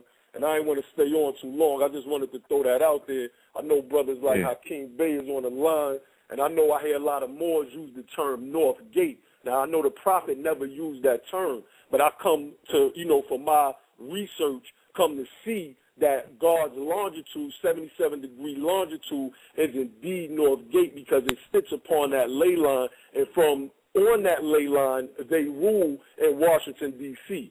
So, you know, it's definitely a deep degree. You know, I'm just stay on the line and just listen in. You know, honest to you, brother. Honest. Again, you know, often I speak about the whole aspect of, you know, Benjamin Banneker's input into laying up that particular construct, right? Finding exactly where to lay the foundation and the cornerstone, because the cornerstone of it is laid right on Meridian Hill in Meridian Park, okay? And that's where we went. We seen the exact point was the midpoint that separates it's the midpoint, it's the center point of Washington, D.C., which is constructed as a square. So the exact midpoint is on 16th Street, running straight through Meridian Park. He was genius, and it's lined up with a constellation, right? So it has a terrestrial and a celestial connection. It's the portal through which all things happen. So that's why I've explained at previous times, when we understand that the 44th president is sitting in that particular seat, then you will understand what the great Masonic work was or is. It was the construction of this particular edifice to bring back the rule of who they would know as, right, since he laid the whole info out about Kemet being here, it's Taharka. That's why him and Will Smith is so cool, and Will Smith is going to play Taharka. So it's about them reestablishing dominions and kingdoms, or is it about us as Moors establishing it? Because every time you see that man, he got a maroon tie on, okay? And he more so, if you would ever see anyone standing underneath the Great Seal, he had enough knowledge to create his own seal when he was campaigning, and he made it more prominent as a phoenix. He showed the eagle, not as the eagle, but more so flowing as a fiery bird, as a phoenix. Right. You know what I'm saying? Because you got to look at the 5-pointed star that's laid out in Washington, D.C., and its relation to the precession of Venus. You know, Venus, makes a 5-pointed star that travels around the sun. So, this thing is like deeper than a lot of people really know dealing with this more. I'm gonna drop a gem on it to show again everything that we see. If we seen the layout of what's going on in the binary sense, right? And I'm talking like, think about the beginning of the Matrix. You see everything as numbers and numerics, right? Because what Hov is popular for saying, men lie, women lie, numbers don't. So we know that there's this, that you could qualify something numerically. That's why through Kabbalah you could take all of these things and deduce what's the numerical value of them and see what the energy is. So you talking about the 77th degree longitude, right? Laying on that particular meridian. I explained to you as 2 twin pillars as well. Indeed. Right? Indeed. So understand that when you take, right, the red and the blue, Democrat and Republican, they're banging on the 6-point and the 5-point star. Okay? So the Hebrew, Zionist, Moorish connection, you see it even emitting itself through politics. And when you combine 5 and 6, what do you get? 11 all day.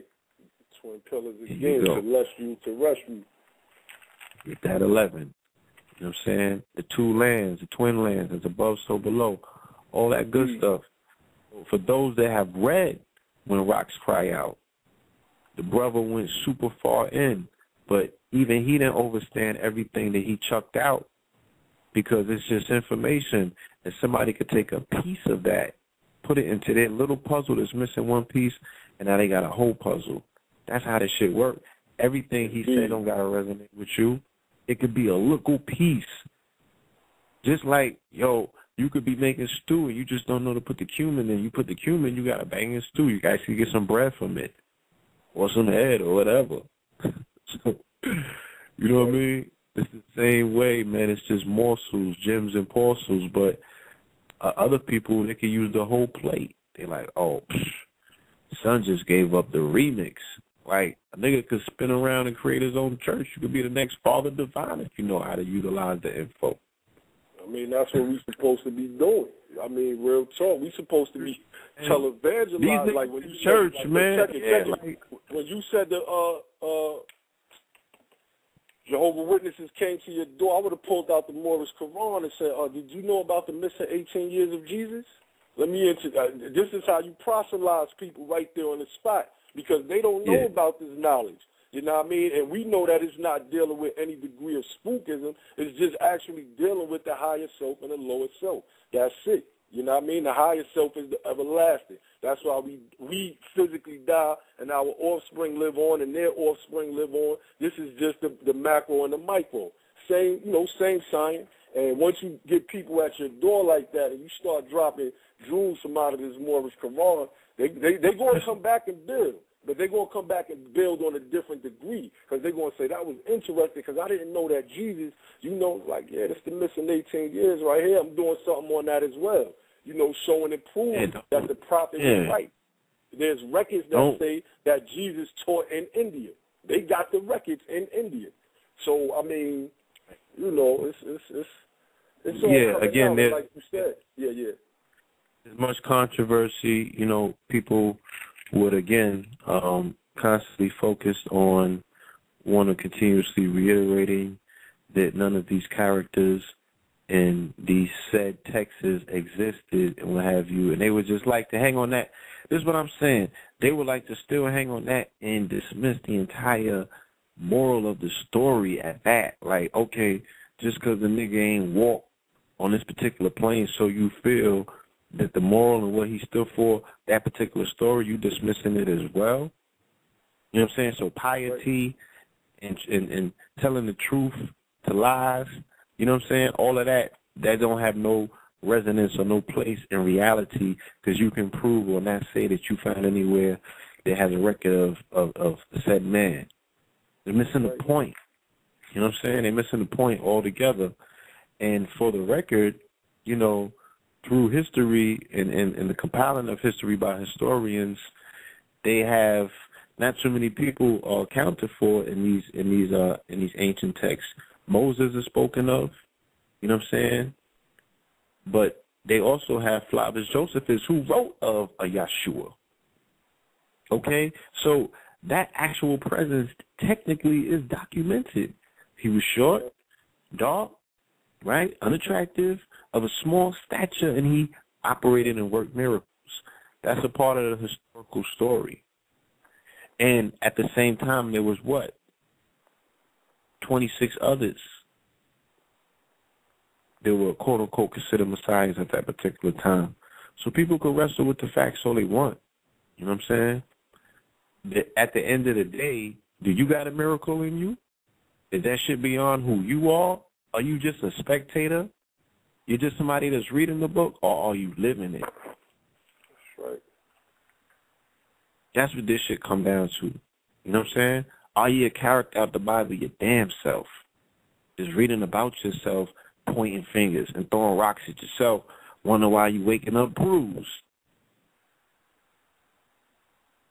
That's right. It's real talk. You know, on that, we have 9 minutes left. You know what I'm saying? Hopefully we help to born a new reality in the minds and the hearts of the listeners tonight to say, do not throw that Bible out. You know what I'm saying? Do not throw that baby out with the bathwater. The masses of your people are in these churches. They're already halfway there. All you got to do is remix it. Okay? Change could come in 1 degree. It doesn't have to be 360. That's what's called a total revolution. But a change could just be 1 degree. Okay? You can use morsels of this information to go and teach your family the truth or bring them closer to it. And that will get the body politics of this planet closer to where she needs to be. And you would have done your job. But let's stop pointing fingers and let's stop banging on one another. That's the 5 and the 6 shit. The 5 and the 6 cannot bang. It has to come together as the twin pillars. Me and my brother spent many years, the red and the blue, couldn't get together. Couldn't make it happen. But when we stood up as the pillars became a tuning fork. And we bear witness to that on this very night. You know what I'm saying? That we're able to resonate and bring forth these particular messages, right? Mercury's communication, Mercury's glyph is what? Or should I say, okay, Mercury's correspondence is Gemini. What's Gemini's glyph? The twin. Oh, I was about to say I ain't into the astrology thing. It's very simple. I just listen to it all, though. My thing is, if a baby can't get it, then you know it wasn't even meant for us. The children could get it. You know what I'm saying? We just got to take time to see it for what it is, because it's all spelled out in pictorial. The Gemini is the twins. The twins is communications. If you take the twin, the shit is a tuning fork, or you put an arc on it, and it's a magnet. Dealing with magnetism and communication. When you talk, people listen. That's it. So now we got something real to say. And again, you know, we can only express that this is out of love and sincerity for the entire human family, that we might get the story correct and really, really move forward in this transitional time, because change must come. It must come. There's nothing you can do about that. You can't stop time and say, I ain't doing change today. Let's go backwards. No. You ain't going to push a fucking landsliding boulder upwards. You either get out the way, you know what I'm saying, or you get on board and take the trip.